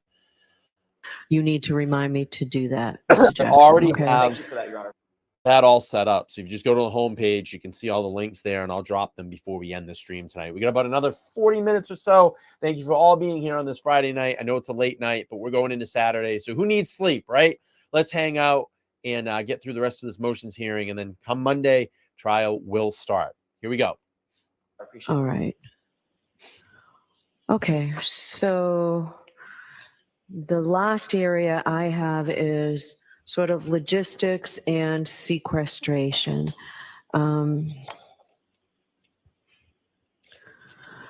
So let me, so the Commonwealth filed a motion initially. You know what, we'll hold off on the logistics regarding the audiovisual assistant. So there was a motion limine for sequestration that I allowed regarding the family. So the victim's brother, Paul O'Keefe, the sister-in-law, Erin O'Keefe, the niece and nephew can attend the trial after their testimony. So that motion 293 is allowed. I understand that perhaps, well, I was going to also allow Mr. O'Keefe's father, who appears for some reason on the defendant's witness list. Yeah. He is exempt also by me from the sequestration order. All right, so that's John O'Keefe Sr. So essentially what that was is after those three people on the O'Keefe side, John's brother, Paul, their father, and I believe I've just missed the other person, maybe a sister or mother, they're going to be allowed to come back and sit in court after their testimony. So I just added that in. So Mr. Clerk, 293 is allowed with the addition of Mr. O'Keefe Thank you. Sr. So the Commonwealth has filed a two-part motion, a motion for offer of proof regarding calling the elected sitting district attorney of Norfolk County. That's Morrissey. And sequestration order if he is permitted to be called. This also includes Stephen Nelson, who is the victim witness person. Should be called because he made himself essentially a witness. If you watched my last show, that August 25th video about Colin Albert was not in the house, that video essentially, according to Melanie Little, would make him a witness in this case. So why don't I hear you, Mr. Lally or Ms. McLaughlin? I'll hear you on this motion. Yes, Your Honor. So the reason for this motion is, as the court noted, they appear on the defendant's witness They're gonna list. try to Neither stop of them, I believe, has received a summons in regard to it, so that there's no Excuse me. motion to quash because there's no summons to quash. But with respect to each, as the case law is abundantly clear, in order for these witnesses from a prosecution team to be subject to being called as witnesses by the defense, the Commonwealth is just seeking some sort of proffer whatsoever as to what areas they can testify and to, and only they can testify to. So if it's information that the defendant can elicit either through direct testimony or cross-examination from, and I would submit whatever, I would believe that whatever testimony they seek from either of these witnesses, they could get ample testimony from a multitude of other witnesses. Specifically, the only point that was raised as sidebar during impalement was with reference to the district attorney testifying as to whatever issues, purported issues of conflict or removal of Canton Police Department from the investigation. Certainly those are questions I think far more appropriate for members of both the Canton Police Department, members of the State Police CPAC Detective Unit. The head of that unit, Lieutenant Tully, is one of the Commonwealth's witnesses who will be testifying, and I think he's in a far better position to testify to that than Mr. Morrissey. But regardless of that, what the case law is very clear about is that, number one, the victim witness advocate is a part of the prosecution team, and in these sort of areas stands in sort of the same stead as a prosecutor himself. Secondly, with respect to whatever areas of examination are expected or anticipated from these two witnesses, there has to be some sort of proffer of what that anticipated testimony would be that they can't get from some other witness. Certainly, Mr. Nelson's been the victim witness advocate working on this case. So why don't you explain to me, I did look at the victim's Bill of Rights, but why don't you explain to me exactly what a victim witness advocate does, the nature of the relationship with the victim's family? I know there was a lot of discussion about this in grand jury minutes that I read about scheduling appointments, meeting with people, things of that nature. So, I mean, what to say assist, I think is doing it somewhat of a disservice as far as the prosecution. It's someone who works directly with the prosecutor on virtually every step of the case, as far as investigation, as far as pending motions, as far as trial. Has Mr. Nelson been the advocate throughout the pendency of this case? Yes, Your Honor. So for over 2 years, has been the point of contact with the family, has been with the family at each of the court dates, is assistant and very helpful as far as coordinating things with the family, coordinating meetings, scheduling meetings with witnesses in preparation of grand jury, in preparation of trial, has communicated thoroughly with regard to issues of scheduling and all of those types of things. Does he take calls like late at night from witnesses? Does he have a personal relationship with witnesses governed by a professional relationship? Is he somebody that they are able to call? There's been a lot of allegations of harassment of witnesses. Are those folks able to call him when something like that happens? That is the person that they would call. Okay. Yes. So I think the bulk of the communications and conversations with witnesses who are not members of Mr. O'Keefe's family over the course of the last couple of years have been in relation to that issue specifically, as far as harassment, threats, intimidation, things of that nature, that he's dealt with admirably in relation to those witnesses. Okay. All right. Who's arguing this for the defense? I will, Your Honor, and I think it makes sense to separate out DA Morrissey and victim witness advocate Steve Nelson in Okay. this Let's argument. let's start with Mr. Nelson. Sure. So, Your Honor, the defense acknowledges that there are often times where, let's say, a victim witness advocate sits in on an interview with a witness or an alleged victim, but there are other witnesses in the room to whom or who could testify about the content of that, and that doesn't necessarily make it proper to call a victim witness advocate during a trial. I acknowledge that. I also acknowledge that the victim witness advocate has a job to do, and it puts them as sort of an intermediary between the prosecutors and the police and alleged victims. So when you were prosecutor, you worked very closely with victim witness I did. advocates. I did. Okay. Yes, and it's my experience being on the other side that informs my knowledge of that. But this is a different case with regard to one specific issue, and that is that we learned as Damien with the 10. Thank you so much. This has been a long week. Good night, y'all. Yes, have a good night. Thank you so much for your donations tonight. I appreciate it. Helps support the channel. Thank you. Appreciate you. We got about another 40.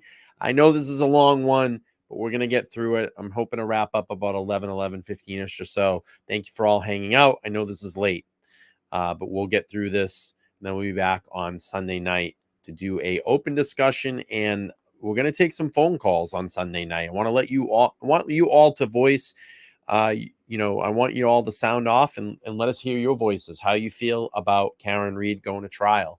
All right, here we go. a result of the federal materials, that victim witness advocate Steve Nelson had conversations with Brian Higgins and we believe Brian Albert, but Brian Higgins talked about him specifically. Mr. Higgins was asked, where is his cell phone? Why does he not have it? Are you aware of the preservation order that was issued by Judge Krupp in the Karen Read case? And the answer came back that he was given permission to destroy or dispose of his cell phone from victim witness advocate Steve Nelson. Did he say destroy? Wow. I'm trying to remember the testimony. I don't think he said destroy. I used the disjunctive rather than the conjunctive because I from memory, I can't remember the precise language, but it certainly was Thank you. Conveyed to. Yes, Jason. Hey, Cam, how are I'm you? told that the precise language was to Thank get you so rid much. of, I appreciate it. which would be consistent with what I had Told said. he could get rid of, not Correct. told he must get rid of. Correct. In other words, Steve Nelson is overruling a colleague of yours, your predecessor on this case, who issued a preservation order which was never lifted. Yeah. And yet he stepped into the case, gave authorization that he did not have to give for the disposal of a phone, which is relevant. Okay, is that the sole issue you want to, Yes, the sole issue? yes, that's with regard to Mr. Nelson. It's Yeah. different with regard to Mr. All right, Morrison. what's the Commonwealth's response to that? I don't believe any of that is accurate. So what counsel is referring to is there was a motion to preserve cell phones. The Commonwealth notified each of the witnesses that were subject to the motions and the orders, sent copies of the motions and the orders, as well as a letter explaining. There were conversations in regard to that. There was then a subsequent Rule 17 motion filed specifically for the physical phones. There were conversations with those specific witnesses, just advising them that the Rule 17 motion had been filed. They had to, hold on to their phones, things of that nature, explaining what the process was. The hearing was conducted, the Rule 17 motion was denied, and then those witnesses were subsequently informed that the motion had been denied. I believe even from Mr. Higgins' testimony in the federal grand jury the counsel is referring to, he was specifically asked whether or not he had been ever advised by Mr. Nelson, myself, or anyone from our office that he could or should get rid of his phone, and he said no. So I don't know what further needs to be explored on that particular point, as the question was, all of these issues were explored in that particular area. And just because counsel, I think, may not like the answer or doesn't believe that the answer is truthful or whatever, that does not then permit bringing in this witness to he's gonna testify be- to what they know is not true. Listen to him. All right, so Ms. for 7 Giannetti? weeks. I'm going to be like out of my mind. We believe that that's a misstatement of what was testified to. I think it probably makes sense for this court to look at his very testimony so that you can make a decision on this, Your Yeah. Honor. So here's what I'm going to do. Let's wait and see. Let's wait and see how Mr. Higgins testifies. Okay. I am not going to order sequestration of Mr. Nelson, and let's see how the testimony is. And if you need to call him, you let me know, and we'll have another hearing on it. Okay, we'll do. And just to answer an anticipated question from the court, I do not open on this issue. You either. cannot open on that issue, Mr. Yannetti. Do you Understood. still need the 45 minutes? That takes away nothing from my Yeah. open.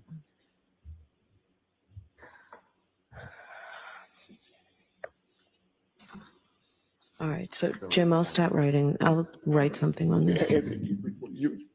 Your Honor, with regard to the sequestration, I think it would be appropriate for the court to order that Mr. Nelson and Mr. Higgins not discuss this issue from here forward. Are you willing to have that happen, Mr. Lally? That's fine, Your Honor. Yeah, I'd order it, but he's willing to do it. Thank so. you. All right, so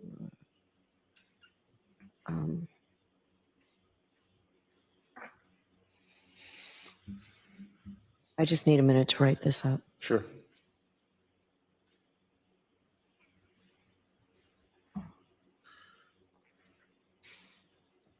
Nice to see Karen's mom back in court. Her brother and her father.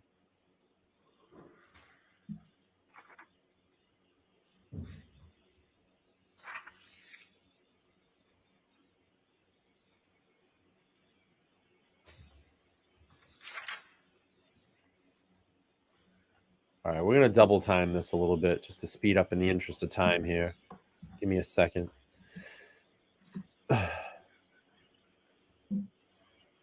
Where's the, here we go.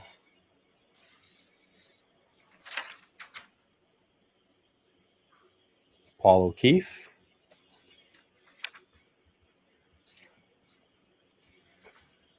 Let's just try to think, like, what is he thinking, you know? What is the other side thinking?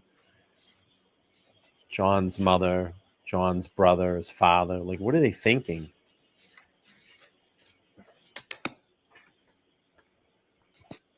All right, so regarding DA Morrissey. Yes, thank you, Your Honor. So, Your Honor, the integrity of the investigation that was done in this case is certainly a live and important Excuse me. issue that is part of the defense in this case. I think the court would agree that we're entitled Yeah, to my heart question breaks for them the too, integrity Disney. of the investigation, to attack it where we can. And it goes without saying that as the district attorney in Norfolk County, Michael Morrissey is in charge They've of been that misled. investigation. Now, in the usual case, My heart, that my heart doesn't speaks for them. necessarily make a district attorney a witness. That They've would been be misled by the Commonwealth, and my heart definitely breaks for them. unusual. There probably have been very few requests to have a district attorney testify in that regard. However, this case is different for two reasons. One is the conflict of interest regarding the Canton Police Department, which Mr. Morrissey was involved in. The second is the manner in which he injected himself into this case personally and made representations that we should be allowed to challenge. Do you want to play that video? We haven't made that decision yet. It may be that we elect to play portions of the video. It may be that we just Thank you, Steph. Appreciate elect that. to Thank you. question DA Morrissey. I have to think of other ways, Thank you. right? Well, but- That's part of the analysis Of that I have to course. follow in the law. So of- that's why I'm asking. Of course, and I think before we get to that issue, Your Honor, the conflict issue is what puts him on the stand first.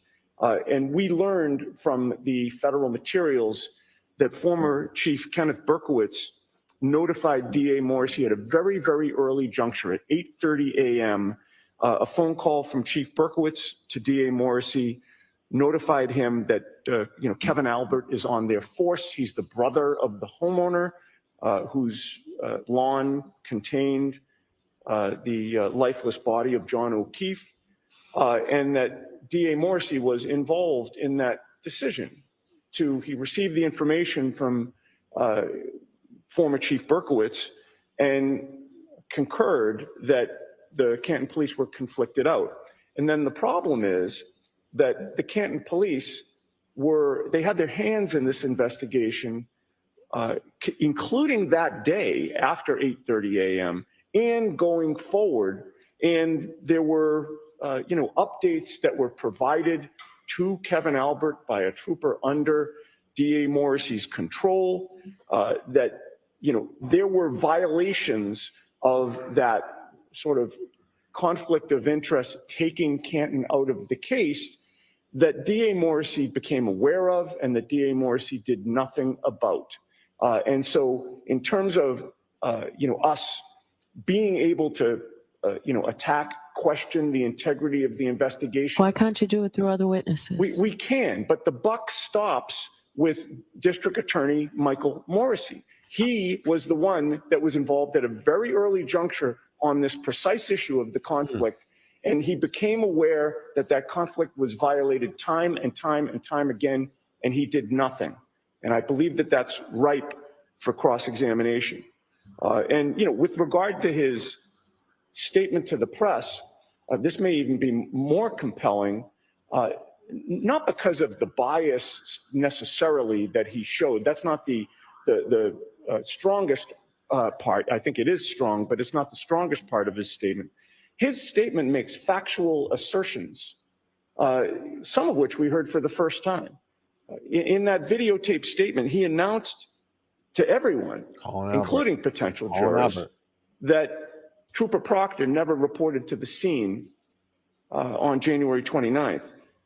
That's in direct conflict to police reports that we received from the troopers saying that they reported to the scene. Wow. And we would argue, trying to use semantics to get out of that, and now saying that for the first time in my career, I've heard that the crime scene is actually the police station that's across town. That doesn't make any sense. It doesn't pass the straight face test, but those are his own words.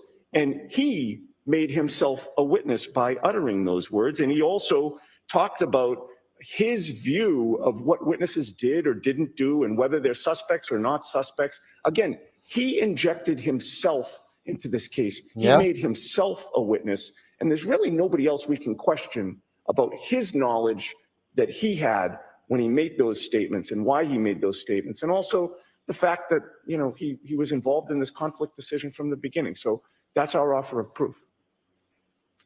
Mr. Lally?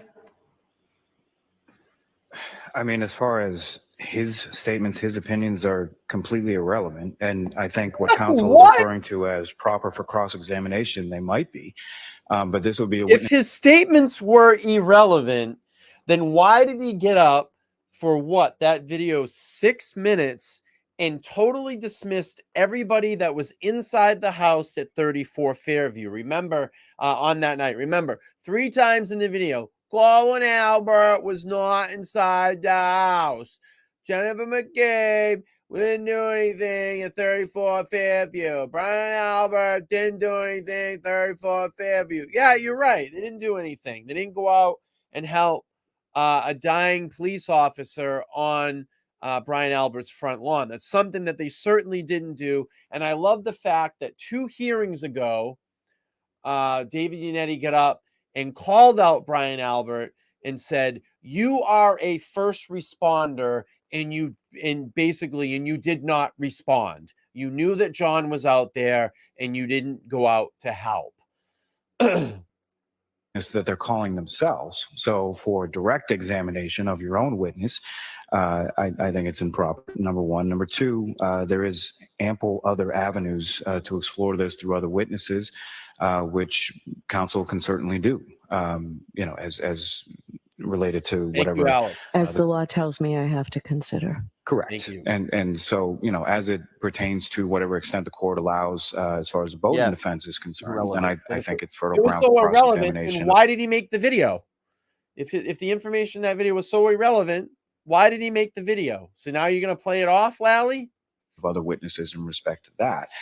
But as to Yeah, whatever this needs to stop statements now. were made or not Stop. made by something that someone doesn't have recipient knowledge of, because I don't think anybody's saying that Mr. Morrissey was at 34 Fairview Road. So with all of those things in consideration, I don't think that it's even close to a valid proffer as to why the district attorney or Mr. Nelson need to testify on their own as to any of those things. The last thing I would just note is with respect to Mr. Nelson, the alleged mischaracterization that I made in regard to Mr. Higgins' testimony is actually contained on page 140 of his testimony. 140. 140. Good point, man. Could you read it? Do you have it there? If you don't have it there, It's more so I don't know that I'm. Right Okay. now, that's the point. okay. Your Honor, if I could just add one thing that I should have mentioned, which is on this issue of whether there's another issue, another witness that could testify. Yes, Which because you did say, yes, we can get it in through other witnesses. Yes, except the one thing we can't get in through other witnesses, potentially, is the phone call from Chief Berkowitz to DA Morrissey, where, as I'm understanding it, there were only two people on that call, and the Commonwealth is seeking to take Chief Berkowitz off the witness stand as well. Are you? I didn't see anything like that. No, I'm not seeking to keep him off the witness stand. What I informed counsel is as to his current medical condition, and informed counsel that's why I didn't summons him. But I'm not His Oh, current I medical knew condition. nothing about this. prohibiting him yeah. from testifying. My understanding was that the prosecution didn't believe that he would be able to testify. This is the first time hearing any of that.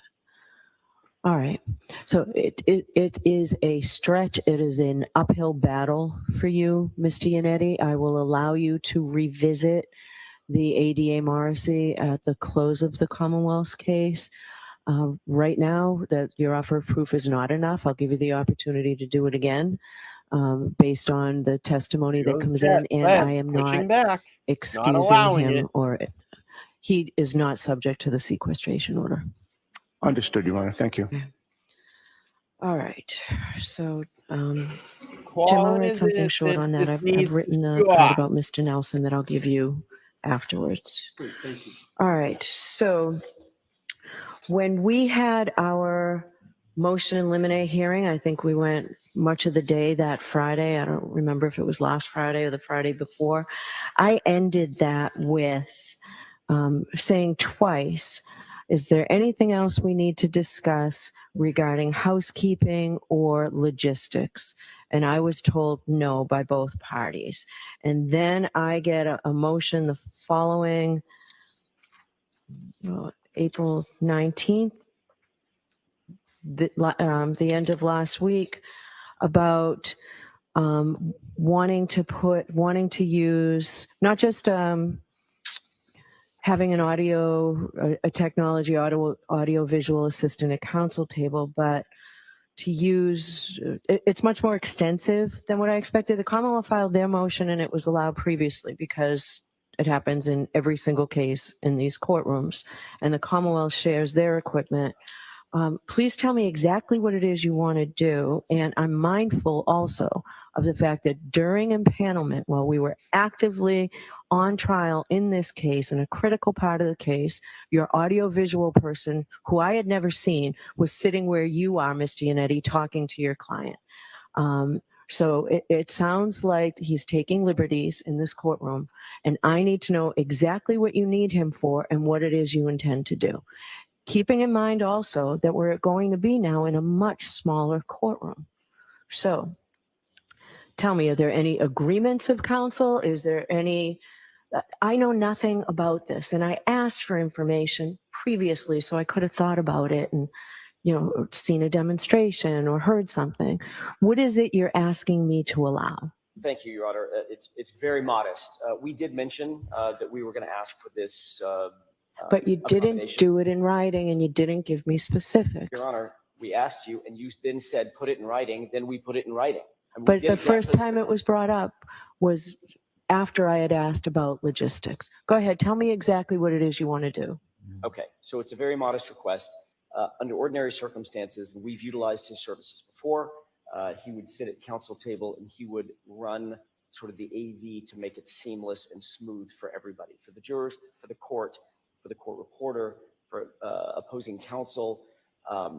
He can put monitors at the request of the court, put monitors on the bench, a monitor in front of the court reporter, a monitor in front of the Commonwealth, and a monitor here, all small, relatively inobtrusive monitors. He also can run the system of AV, in other words, putting up evidence. I'm looking at evidence binders that Mr. Lally and I are going to be visiting about through the day today and tomorrow. There's hundreds and hundreds and hundreds of photographs in here, multimedia, that's going to need to be played and shown throughout the course of the trial. Instead of walking back and forth and doing it sort of. No, and that's what we do every day in this courtroom. Right, and that's what he does every day in courtrooms as well. I mean, we're asking for is an accommodation exactly like the Commonwealth has. It's just easier for us if I'm up on a cross-examination or Mr. Yannetti is up on a cross-examination, and we say, okay, if let's say we've got internal bait stamps that show photograph number 231, he'll know what photograph number 231 is. He'll have an outline that tracks our cross-examination or a direct examination. So it will be only things that are in evidence or will be coming into evidence. You're not going to do that with disputed.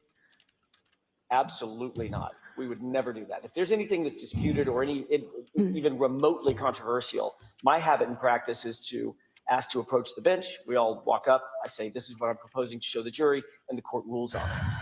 But no, all it is just a sort of a facile accommodation of seamlessly showing multimedia or playing an audio or playing a video for the jurors. All right. What's the Commonwealth's position on this? Your Honor, given that representation, I mean, that's precisely what we do in every case in which we have either Ms. Gilman or Ms. Crawford or whoever assisting with the trial. If that's what it's limited to, I don't know. About the additional monitors or things of that nature, whether or not, especially if we're going to be in courtroom 25, whether that's really necessary. But certainly whatever logistically we have as far as equipment or screens or whatever is obviously fully, we would fully make accessible to defense counsel as well, as we do in every case. All right. So, in Suffolk County, there are monitors. The audiovisual equipment is fantastic. There are the jury seats. They're for everybody to see. There's even a way if something is an objected to motion, it can just be seen on the lawyer's screen and the judges. So the bottom line is, if we had known about this 2 months ago, we would have been able to really put the time into seeing exactly how this works. Ms. Tinetti, I'd like to finish first, and I'll give you the opportunity to speak to Mr. Jackson, to really see how this works, see how we set it up. I can't devote that time to it right now.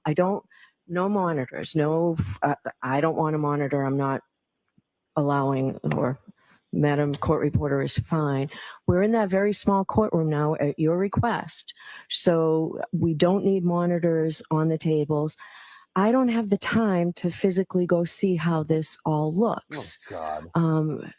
Ms. Gilman's here. Perhaps she can speak with your audio visual person, and then you can all make a presentation to me. But again, this, months ago would have been much better. Well, I understand the court's concern. This is extremely modest, and it's not going to take a whole lot of presentation. If the court doesn't want to monitor, the court says, I don't want to monitor. I don't know if I want monitors on those tables so close to the jury. That's fine. Then the court can say, I don't want monitors that close to the jury. Then what I would do is just use paper copies. When I'm up on direct or cross-examination, I don't want to I can't prepare with the Commonwealth's. No, I understand that. I don't think he'll fit at counsel table. I can't speak to that. I think he would. I think we could accommodate him. Or if he doesn't fit right at counsel table, we've also set up, he was on a relatively large case that we had in a small courtroom back in California, and he set up just behind counsel table, and he's got his own laptop and nobody else can see it. And he's got a type of screen that you can't see it from angles. So jurors are not going to be seeing anything, but I need to be able to, and Ms. Little and Mr. Yannetti need to be able to prepare with him. And I think the court. No, I understand that. I don't have a problem with that. It's the 4 monitors on the tables, one on the bench, one for the court. We're in a small room. We won't do that. And I'm concerned about the amplifying sound. I mean, is it like movie theater sound? I mean, it's, again, a tiny room at your request. He uses very modest speakers that are appropriate for the space. So for instance, in this space, it would be probably a couple of speakers that are larger so that the jurors can hear, the court can hear. Right. In a small space, he'll just pare it down and use small speakers. And there's a switch. So for instance, he will work with Commonwealth's AV expert, and there's a switch on both tables. When it's my turn, switch, and now. All right, he's so pulling what's on is the- that switch, are you putting wires? I mean, these are all the Oh things my that I shouldn't God. be dealing with. I mean, we just got Wi-Fi in this building a week ago. I mean, it's not a building that, I understand. we can just last minute. It's a beautiful old historic building. We want to keep it that way. So, And we will not mess anything up. As a matter of fact, I was told that by the Commonwealth that she uses switches, consistently. That's not new technology. It's very simple. It just allows both of us to be able to Fairly- prepare with the audiovisual portion. To fairly present their presentations, and he's trying to do this for both the Commonwealth and defense. This is not to get an edge or anything like that. They're going to be fair and allow the Commonwealth to do this as well, but they want the jury to clearly see their presentations or information that they bring up, or in witnesses as well, when they may have a document or a video or an audio tape, or audio recording. It's fairness for both sides. It's all Jackson's trying to argue here. And Bev just doesn't want it. She's pissed that they're going to move into the smaller courtroom for some friggin' reason. She's pissed about it. But it's going to benefit the jurors and both sides. They're going to be able to see the jury, see those witnesses clear. Of the case more seamlessly. That's all. We just want to make it more seamless and more professional for the court and for the jurors. That's so it would be during your case in chief. it would be during my cross-examination of every one of the witnesses. I mean, the bulk of the case is going to be the Commonwealth's case. Yeah. All right, with exhibits that are already into evidence, you're not trying to enter exhibits Oh my during God. cross-examination? I mean, unless it's an impeachment that I didn't see coming. But even in that case, my habit and practice, my custom and practice would be to approach, if it's a matter in controversy, or tell the Commonwealth in advance, I'm about to show this photograph. Do you have any issue with it? No, I don't. And then we'll show it. But I would never, the point of it is not to ambush anybody. It's just to make what is going to be shown and Right. what's allowed to be Presentable. shown seamless and more professional. That's it. Does the Commonwealth and Ms. Gilman have an opportunity to spend a little time today to take a look at it and see? I mean, everybody's preparing for trial, obviously. Again, this is, I don't have the time to do it, and I understand if you don't, but. I think Ms. Gilman can spend some time. She actually had made arrangements to meet Mr. Bates here last Friday, and he didn't appear when we were told he was going to be here. So, but Lally I'm happy to have Berry. Ms. Gilman. Ms. Gilman, are you willing to spend some time today? Thank you. By the way, just That's all. Mr. Bates's That defense. the whole 15 minutes that we just wasted, she could have just said this before all this, and they could have agreed.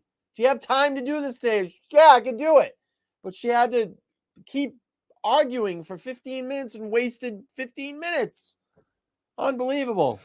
Yes, he was supposed to come last Friday. He was told he couldn't come because he hadn't gotten permission from this court yet. Okay. We did not. Well, that makes sense, frankly. I just didn't want there to be a sort of a hanging Chad where that's concerned.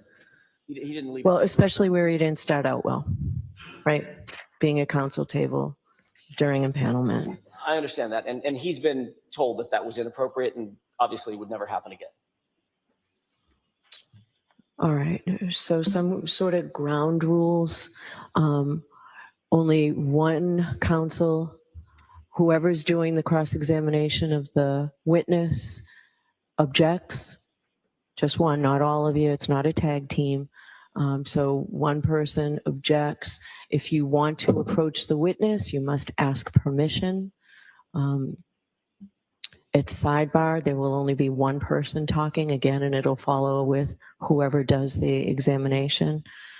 Many times I allow counsel to discuss things, and many times I call directly on maybe appellate counsel or counsel who's been the big law person.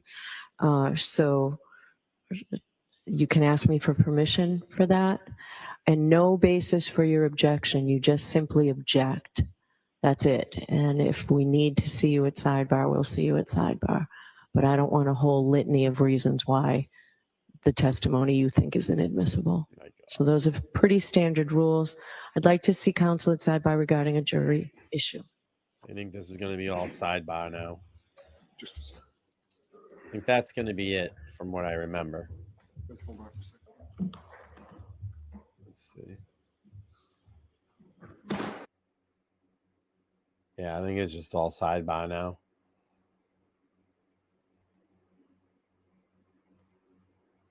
And that's it, folks. All sidebar. All right. Nothing else. We got through it, everybody. Thank you. We got through it. We got through it. Long night. I'm sure you all were watching a lot of channels today, and I'm sure all those creators appreciate all your support. I appreciate y'all coming over back here and firing up the LTL Media channel. It feels good to be back. We're, again, still settling here in the studio, but things are looking great. Things are feeling great.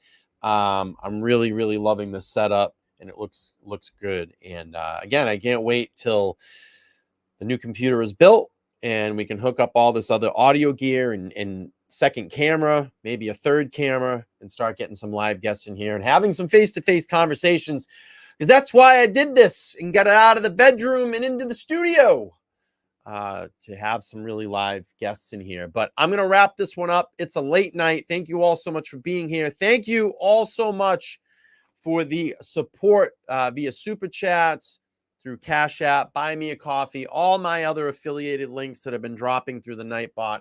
I appreciate it. I will be back here on Sunday night, 8 p.m. Eastern Standard Time, for an open discussion. I'm going to try to get a few of the other creators on here if I can.